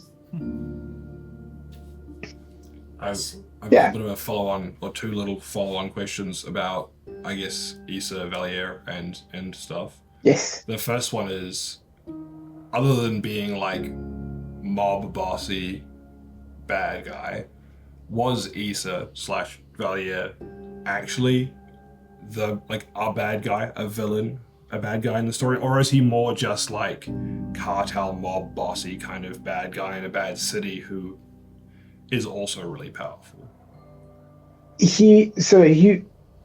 There was always potential for you guys to get into a hostile situation with him, turning him into if you had wronged him, in his eyes, if you had wronged him, or if you'd figured out that, hey, this contract's not going to kill us, and we're going to default on it, Or blew up his house. it would have gone down, or blew up his house for whatever reason.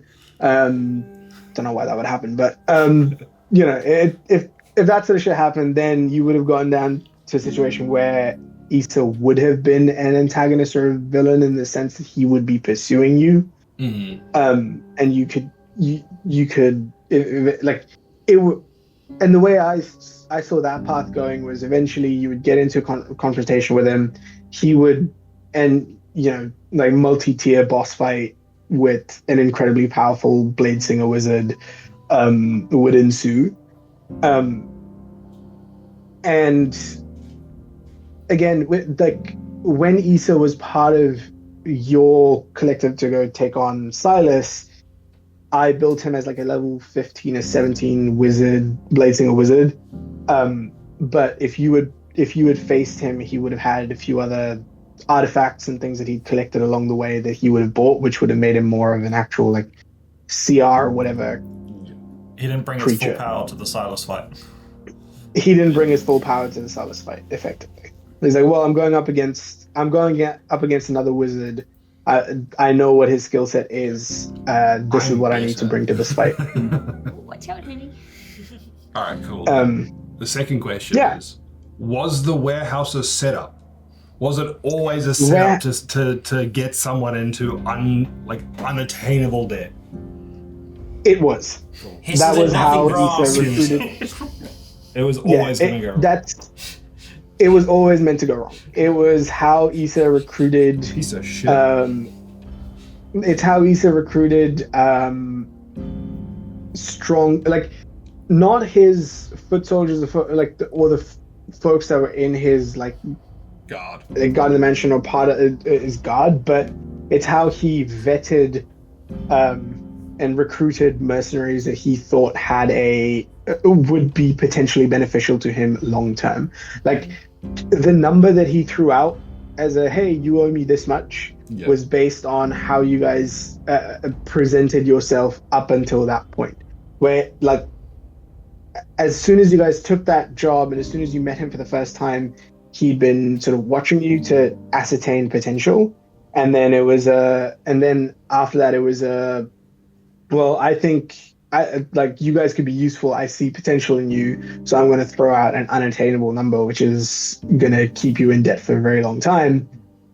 Yeah. Little did he know, we're rich. Exactly.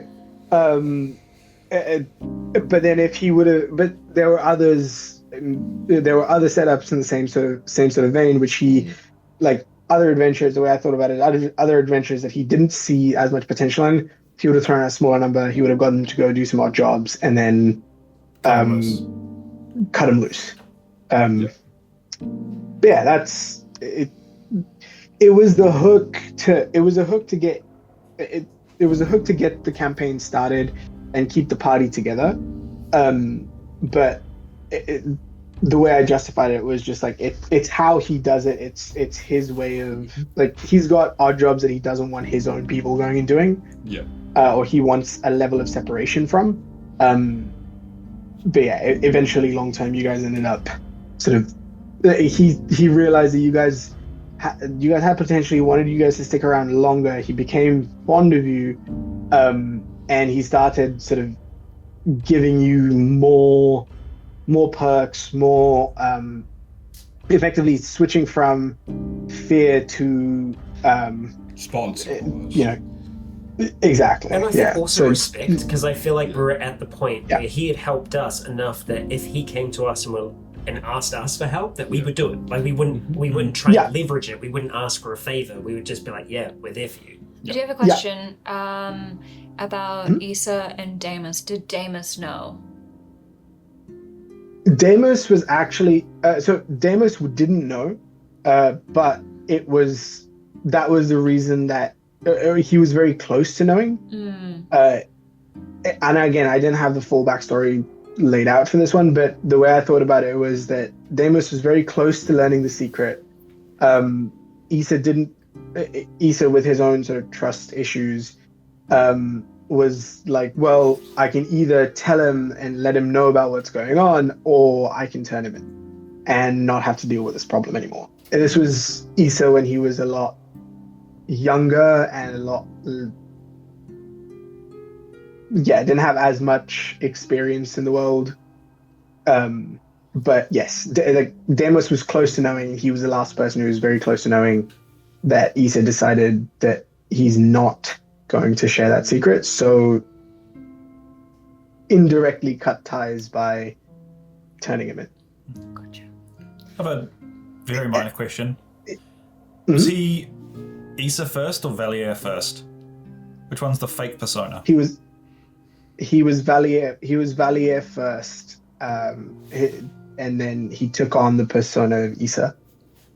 But that sort of eventually became his identity. It became his identity after he'd been in that sort of. He'd been playing that role for long enough. He took that identity on as his own.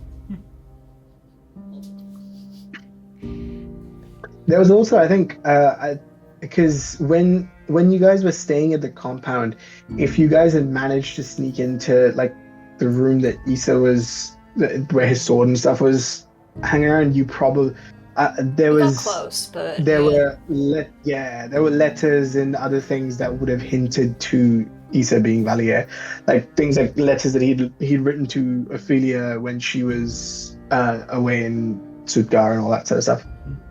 It's funny thinking back now, some of the talks that Issa had with Hessel in regards to Ophelia Valier as well. Which, it puts him in a different context. Yeah.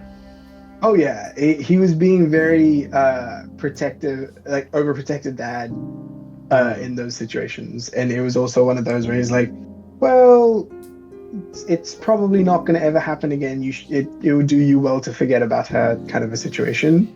Yeah. But that was more of that was his sort of. That was his. He was still human. Well, part human, part djinn is the way I thought about it. But yeah. What is it? It's Genasi. That's it. Yeah. He would have technically been Genasi.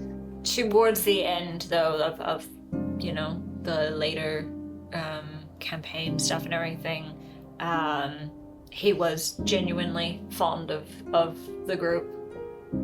He was genuinely fond of the group, and I think that the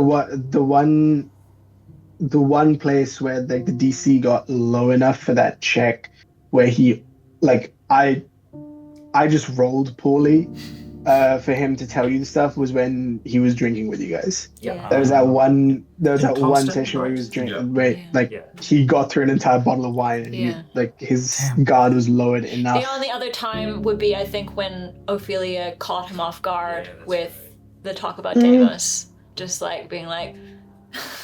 Yes, but the second Deimos' name was brought up, his guard went straight back up because it triggered whatever memories he had of Deimos and that. Because that was a friendship. The way I thought about it is that was a friendship. They became like, he was curious about rune children, and that's through Deimos that he learned a lot about rune children originally. But before he could learn more, in order for him to learn, he got close to Deimos as a friend, as a genuine friend, and there was always Deimos was probably the one other person that he got close enough to telling his secret to, but then eventually he decided against it because he wasn't again, younger, more naive, hadn't gained enough experience in the world, all that sort of stuff, and made the decision to cut those ties. He probably wouldn't have done so now, knowing everything he knows about the world and just life in general. Got a question that sort of carries on from Nick's one a little. It's like, if Valier is just the person you've been saying he is. You've been sort of mentioning a few ideas you had for late game stuff. Did you have any ideas for end of game quest line, potential end of boss thing that you were maybe dropping hints at, or was that all still to be developed? It was to be developed because and I knew that I wanted it to be. I knew I wanted the last arc of the campaign to be Lost Vaults. Yeah. I wanted to do this massive multiple month long dungeon crawl, labyrinth crawl, which that was the Lost Vaults. And I think the parts the way I had thought about it, and I don't know if it would have played out this way, but the way I thought about it was the Lost Vaults would be this thing that would keep coming up over and over and over again. Eventually, with Callan's story getting to the point of, okay, now we have a way into the Lost Vaults. But then we can't go into it alone, because if we do, we will never come out. We will need allies. So it would have been let's gather all our allies that we've built up, that we've made up until this point, and either make it a two-pronged approach where you guys go in from the library side into the Lost Vaults and open the door to let everybody else in, or all of you break into the Lost Vaults through the Voxmore, and that kind of thing. The drawer. Everybody would have their own agendas in the Lost Vaults, so all of the allies that you gathered would have their own agendas in the Lost Vaults. But I was still sort of developing what your guys' end goal there would be. I was if you had gone to the Shard and through the Direwood and that sort of stuff, there would have been potential for things to be great evils to be released from those areas of the world. Two places three places actually that I saw big bad world-ending creatures to become part of the story would have, one, be Sudgar. If you'd gone in there would have been some form of there was potential for some kind of a evil genie, the coalition sort of comes together. The coalition of genies that rules, or Jinn that rules Sudgar, comes together to form one big bad that threatens the rest of the world, or if you'd gone into the shard and gone up to the top, you would have found you would have found Dakara, and it was one of those where like the way I saw it, once Mara left the campaign, that's where she went. Dakara was sealed within Mara, very like Naruto Jinchuriki style sealing ritual. So Dakara would have been a potential big bad who the only way to defeat would have been to get to find more information about him from the Lost Vaults.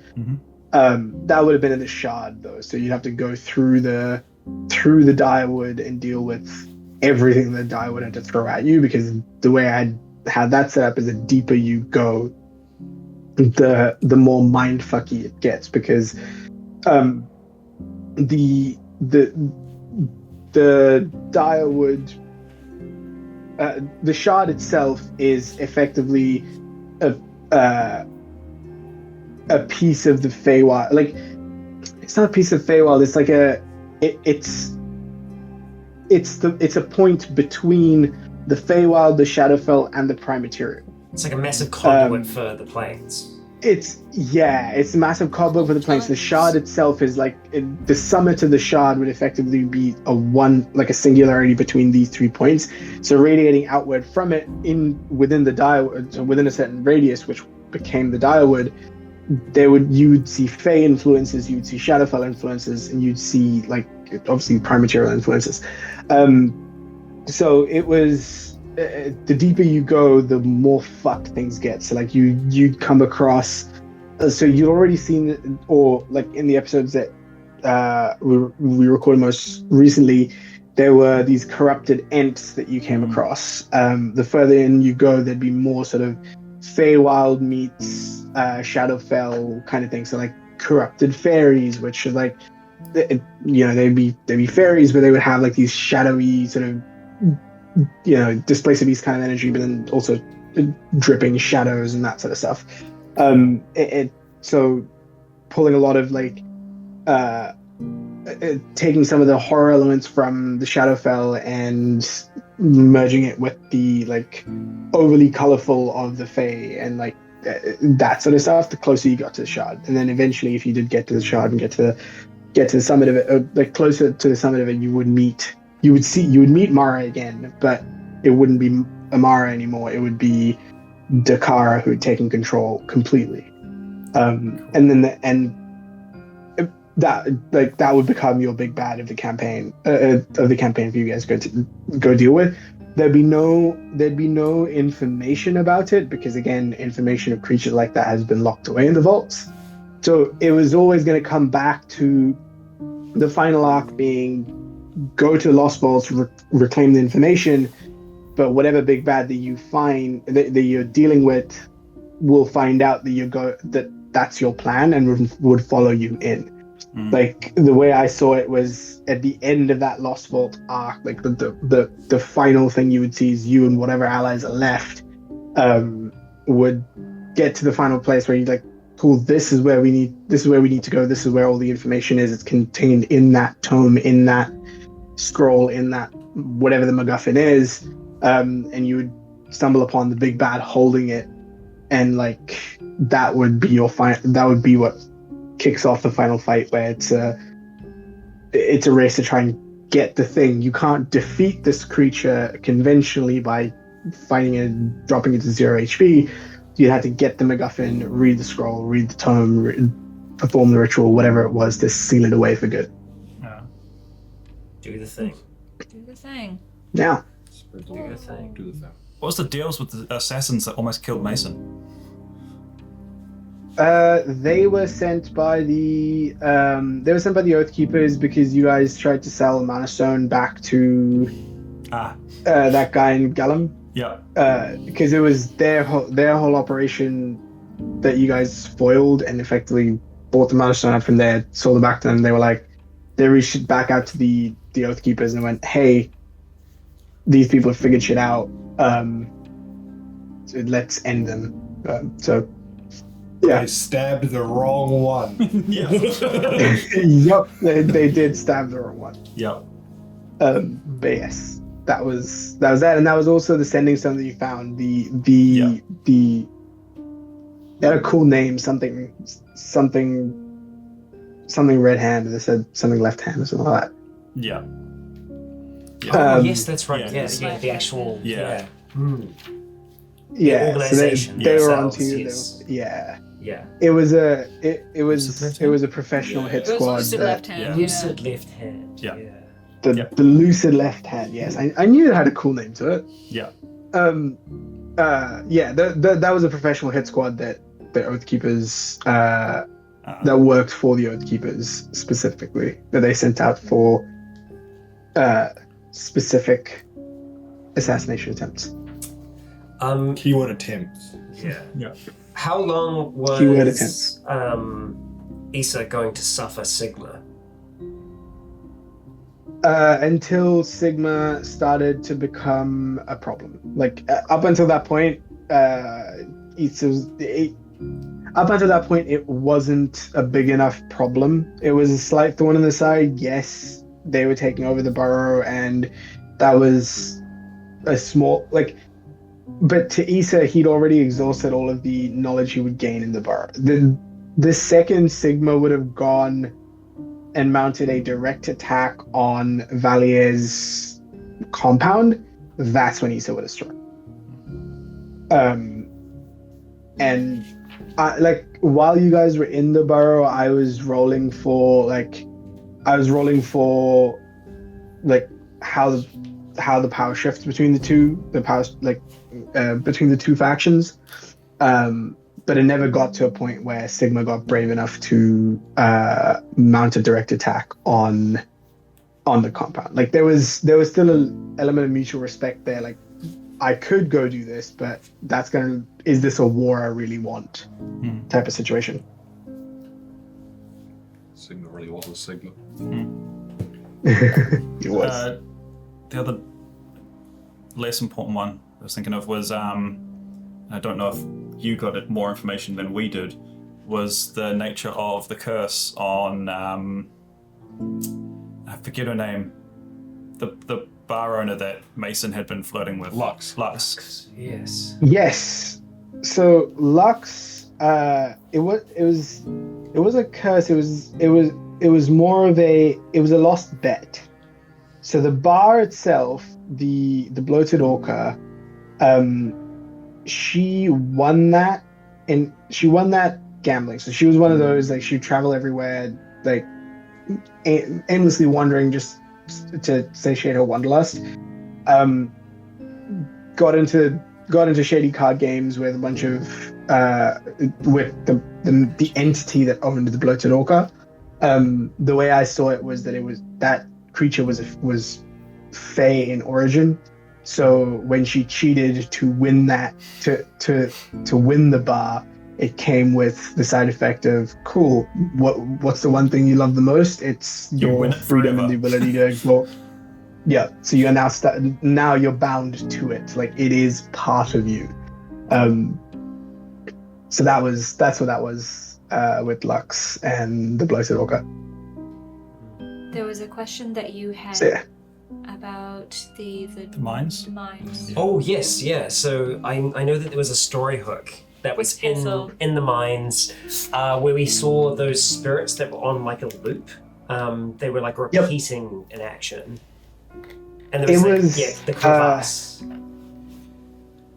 So it was. I forget exactly what kind of entity it was, but it was something. So effectively, they had come across a door, a sealed door of sorts. Sealed door. I was about to say the same thing. Throw it into the mountain. So they come across a sealed door while they were mining for whatever they were mining for down there, and cracked the seal, but not completely broken it.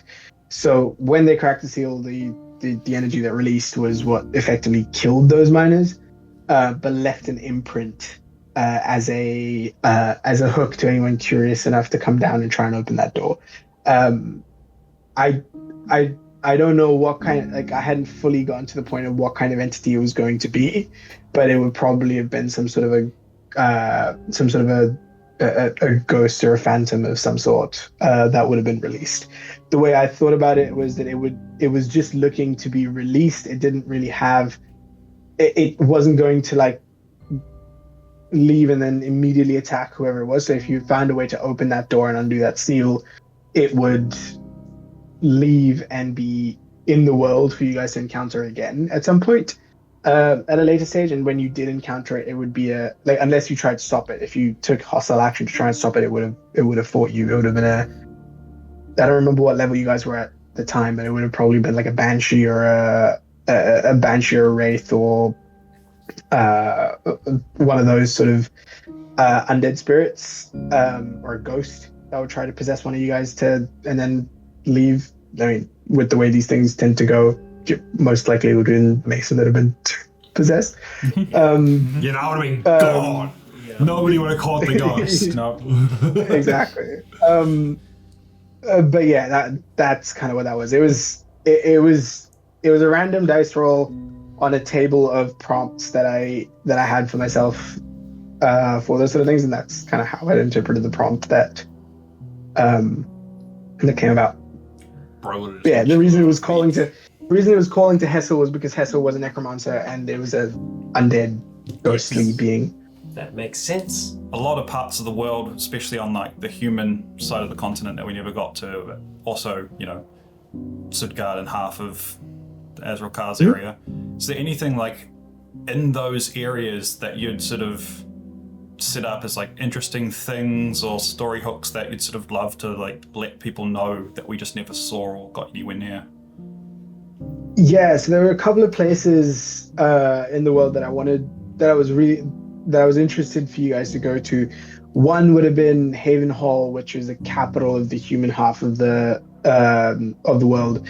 That was set up like your standard massive fantasy city, and would have had there was like the plot hook that I'd written down for it was effectively it was more of a political intrigue sort of situation where like the ruler, like, so you would have seen the ruler get assassinated, and in one of his speeches to open up some of the ways the city was divided, he wanted to open it up a little bit more, and that proved and was proposing a form of democracy over monarchy and like just succession. So it would have become and he would have been assassinated during that speech, and it would have kicked off a story hook for you guys to go figure out who it was that assassinated him, what the motives were, the whole like political intrigue something, and then sort of always like, and also sort of like teetering on the edge of war with the dwarves of Big Baldur, because at the crater in Dawendor, up like between those two parts of the map, there was a loose coalition between the two factions. So if this assassination had gone through, the dwarves would have seized the opportunity to try and wrest control from the humans, because that was the main source of Mana Stone. That was the main source of Mana Stone, and there was a lot of research that was going on around Mana Stones. There was joint research that was happening, but each faction wanted the upper hand. It seems like the dwarves had their fingers in like a lot of pies, in terms of that they seem to be trying to start a war with Azrael, and then it seems like they're also trying to start a war here. Is that because they aren't a part of the kind of the big four when it comes to the summoning circle? Because like when you're talking about like the balance of power and things like that. Oh yeah, we got approval, we got thumbs up. Yeah. Absolutely. I forget that it does that. Yeah.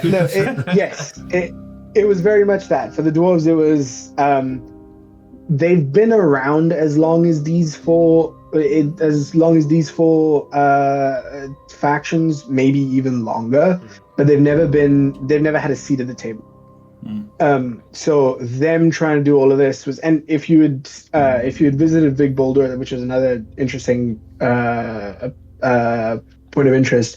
If you visited Vig Boulder, it was so usually dwarven cities, when you think about it, they tend to be built into the side of a mountain or around a mountain and that sort of stuff. This would have been more of a this would have been more sort of built underneath the mountains. There was a city that was built around the mountain, very similar to a city on one of the other continents. Like that city on one of the other continents is concentric rings around the tallest peak on that continent. This one had, if you were approaching it, you would see it and you go, oh, that's a dwarvish city, because you'd see it like this massive sprawling, what looks to be a city around this mountain range, but that was a decoy. The real city was underneath, and it was like this and these dwarves were like, they were very like steampunk, like magitech kind of a culture. A lot of it was built around Mana Stone and the use of Mana Stone as a magical, like a way to store magical potential, and then use it in interesting ways. So the dwarves here were a lot more, lot less the dwarves that you know of from like your Lord of the Rings type of dwarves, but they were more the like craftsman dwarves. Gnomes. Yeah, like gnomes from World of Warcraft. Yeah. That's kind of where I went with the dwarves. Nice. Yeah. Cool. Practicing I remember at one point practicing an Australian accent for the dwarves, because I was like, I'm not going to make my dwarves Scottish. Oh. They were gonna be Aussies because they live down under. Yeah, they were. Yeah, they live down under. Yeah, exactly that.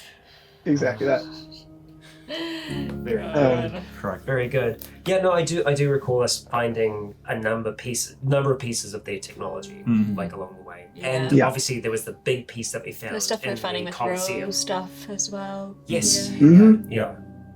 There was also another point of interest was Volfirth Academy. So that was like again, Volfirth Academy and Voxmore were two places that I would have loved for you guys to go, because I personally am a huge fan of anything arcane, anything wizard, anything like high magic. Yeah. So that would have been those would have been interesting places for you guys to visit. Like Voxmore specifically, like there was a bunch of lore that I was gonna start pulling and writing for Voxmore. I'd already started writing a bit of it. But yeah, like Voxmore would have been one of those which like very, very like it was a mediocrity. It would be a very modern seeming city, like, you know, marble and gold. We did go there very briefly. Yeah. Very briefly, yeah, and you saw like bits of it, but then this would have been, you would have seen, like, if you'd spent a long enough time there, you would have seen things like an equivalent of the internet, where it's like there would be a Magic Stone tablet that had like a Mana Stone in it and runes around it, that you could look up information that was available from the Maximilian Reserve, because the main branch of the reserve was in Voxmore. There were things like you'd have Magitech, which is just like FaceTime, except it's holograms and you're seeing minor illusions doing things. It's like those sort of applications of magic and how it would turn Voxmore into so much more of a futuristic city compared to the rest of the world. Yep. And then like you would have also come across like their weaponry at some point. Like you've seen their defenses, which were like these effectively rail guns on minarets across on the border of Voxmore, and they fire off. They accelerate boulders and giant steel balls to incredible speeds. Like, there's a reason Voxmore's been around for so long, and it's because they've embraced magic and they're pushing the boundaries. There's been a whole bunch of really egotistical wizards get together and go, yeah, fuck the rest of the world. Yeah. Is basically what Port Voxmore was. And I was really hoping that we got to spend a bit more time there. Could Silas have succeeded then? His plan, would that have worked? There was a chance for it to. It's why Voxmore, like the way Silas's plan was set up was he was collecting a large amount of energy from these two really old dragons, and he was going to use that to effectively give this vengeful dragon spirit enough power to enact a curse. So it would have been. So it wasn't a direct assault on Voxmore, this was effectively the dragon telling him that the wizards were overconfident and would not see it coming. They wouldn't see you as a threat because you're so far in their periphery. So it was, how do you deal with someone who's incredibly smart and thinks they're smarter than everybody else? It's just do something that they wouldn't perceive as a threat, or wait for a time when they get complacent. And so yeah, it would have succeeded, but it would have been a longer drawn out fall of Voxmore, because it would have been a curse that would start to impair, like it would start to impair the minds of, it would start affecting the mind, and it would be one of those where like effectively people would start losing intelligence over time. The future generations that came would just not have the same connection to the weave, so they won't be able to maintain Voxmore in its glory. So eventually it would come crashing down. It's like a big slow. Yeah, big slow, like a slow pain. Like the dragon didn't want it to be a like quick and everything's gone. It wanted it to be a slow, drawn out. Like, haha, just you wait. In yeah, exactly. 100 years. Yeah. This will all be gone. This is the thing. This is the thing, though. In 100 years to a human in a lot of the species, not that much.